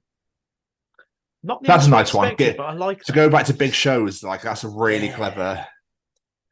Oh, I'd love to just go back and see Kiss in like a fucking club in New York back in the early 70s. Oh, I'd be so happy. Like you're gonna. But you've seen Kiss like 15,000 times. So great, but just to see him before the egos and before everything, when they were just a young band just wanting to make it in the world. Oh, great to see. Great. Claire Jones, I'm going to have to give a caveat on this one because I apologise to Claire because she messaged me after she wrote this. She went, I'm sat here in floods of tears thanks to you dickhead, for putting this. Because she got a bit emotional writing this answer. She says, I go back to when I was 6 to 7 years old and had my last holiday with my granddad. He died when I was 7 and he was my best friend. Not really sad reading that one because one of mine as well would just be to spend a bit more time with my nan because I just fucking love my nan. She's the best.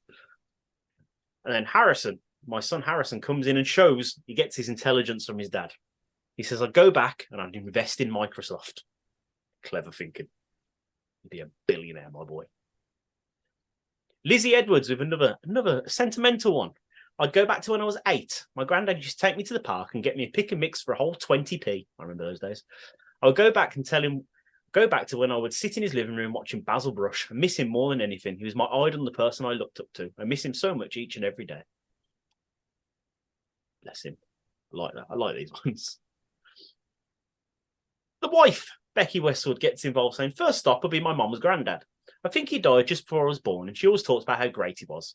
And then I'd go back every 100 years or so, just seeing random things. Plus, I'd really want to see the dinosaurs. I mean, who wouldn't? See? Dinosaurs. I mean, I definitely don't. So oh, you don't want to see dinosaurs. They're cool. Love dinosaurs. Alex Graham, one that's really made me laugh. Oh, I think we should go back to Dallas in November 1963, stand on the grassy knoll and shout, Duck! JFK. Oh. You should have been a bit more specific with that one because I had absolutely no idea. Sorry, I thought you might get it. Do you know what I might do? What I might have done actually is gone and met Trump Sr. And blown his cock off. Different ones will be. What I'd probably do is go back and find all the evil and just kill their fathers before the evil begins. Like that's probably what I'd do. Hello, but I know that's a really you should never do that because of change history, Blake. But imagine if there wasn't greed and evil in this world. Oh my God! If everyone was just I think we spoke in our recent interview. If everyone was just fucking nice to each other, it'd be great, wouldn't it? It would. And I guess it might change history, but you're changing by getting rid of people that killed a lot of people. I don't think it's that really a bad thing to change in history, but there we are. Hello, Mr. Hitler Senior. Mali Malpass. Backwards. Fucking dinosaurs. See, it's not just me. Even Mali wants to get involved and see the dinosaurs. And last one, I didn't get many this week because me being me, I didn't post it till very last minute. Ryan Williams says, now this is tough. I mean, is this a one-way trip machine and I'm stuck in the past or future and I'm just living on the end of my days in a chosen time? If it is a one-way trip and I'm not allowed to return to my original time of departure, then I'd probably go to the past for two reasons. One, after I graduated high school, I didn't have much contact with my grandma as I'd like, especially in the last couple of years of her life. So I'd go back and spend time with her. There's a lot of sentimental for grandparents in this. I like it. I'd also take my knowledge of the stocks that I know, and I'd either buy those stocks in my name or suggest them to my grandma. Oh, I forgot. I'd also take seeds of certain marijuana strains and grow them so I could sell them to the clubs. Got to stay liquid somehow. That's where I was. If I'm able to return to my original time of departure, then I'd probably go to the future so I could do two things. One, get information on a few stocks and big sports events so I could come back and invest or bet on that information. Someone's been watching Back to the Future. And two, try and find out how will the world end so I can go to the original time of departure and hopefully figure out how to prevent the end of the world. Ooh, that's good. That's quite scary going forward to see the end of the world. Ooh. Yeah, what if it's when we're all fucking gone? Wouldn't matter, will it? No, but his ancestors, Ryan's got kids, going forward with his ancestors. Don't want to see them struggle. No, I suppose. Yeah. Oh, thank you to everybody that participated in Jamie's challenge. The thing I will say for the participation challenges, if you listen to this show as well as when you participate, is don't think too much about it. You know, oh, I'm allowed to come back. I'm allowed to do that. It doesn't matter. The question's there. So I would say, yeah, because it's very wide open, is all I'd say. Don't think too much about it. If that's all I'll say on that one. But yeah, thank you to everyone that participated this week. We really appreciate it as much as we did even with Jamie posting it yesterday. But still, we got there. And that's all that matters. We've got a fair few answers considering, so I appreciate that. But if you enjoy the participation challenge, the journal, Callum's Treachings, the shit we're talking, the interview, then please go back and check out the other 98 editions of the Chronicles of Podcast, wherever you get your podcast from. We are quite astounded that we're hitting 100 episodes next week, or editions as we call them. It's quite massive as we've never reached this landmark. So it's it's great. It's really great. And we thank every single one of you for listening, for subscribing, for checking it out. Even if you listen for a minute or 10 or an hour or whatever, we appreciate every single one of you massively. So thank you so much for investing in us, for giving us your time and listen to the show. It truly means everything, you know, and we try and keep it as entertaining as possible. We try and give you the best interviews possible. We try and, you know, ask those questions that, you know, nobody normally asks and that sort of thing, and just make things interesting. So if you with us for the ride for the last week, month, year, since the beginning, we appreciate and love every single one of you just as much. It's graciously appreciated. So thank you very much. But you can find us on Spotify, Apple, Google, wherever you get your podcasts from. We're also on YouTube at the Chronicles of Podcast. You can watch every interview on there. All of our shows are on there. All of our Way Back Wednesdays are on there. All of our Bloodstock interviews are on there from 2022 and 2023. All of our 2000 Trees interviews are on there from this year. Our Dublin Crust vlog and our Sophie Lancaster legacy vlog from last year as well. Please hit that subscribe button. It would mean everything to us to subscribe. We've had quite a few recently, and it's been wonderful. So thank you to everybody that's subscribed to us recently. Let's keep making those milestones and keep smashing it out the park. Please hit that bell to get notified when new videos are released. We'd graciously appreciate that as well. And just comment to your heart's content. We're also on Facebook at the Chronicles of Podcast, so make sure you like, share, everything else, all the bits and pieces. Keep following us for the latest news. But Jamie, thinking about it, actually, whilst you're on Facebook, where could you find us? Making sure you're keeping up to date with everything that this week's wonderful guest, Wesley Wang, is doing, and making sure you're looking out for his new film, Nothing Except Everything. Absolutely. Or on the X/Twitter at TCO Pod. And whilst you're checking out everything about Wesley, all of his past film movies and what's coming up, and checking us out on the X/Twitter, where else could you find us? Getting dressed ready for the day, but I'm not going to tell you in what order because apparently that's creepy. And I don't want to know. Yeah, absolutely. Or on the Instagram at TCO Pod, or on TikTok at TCO Pod. Go and find Jamie's Chesney Hawks video. We are on LinkedIn at the Chronicles of Podcast, and we also have a beautifully brand spankingly sexy little website at www.thechroniclesofpodcast.com, where you can find out all about us. All of our shows are on there. We have a shop on there, so get yourself TCO Pod merch, and all of our affiliations and sponsors are on there. So let's make sure you're following us on all the social medias at TCO Pod or the Chronicles of Podcast, and you're subscribed on our YouTube at the Chronicles of Podcast. And now over to my co-host for the latest.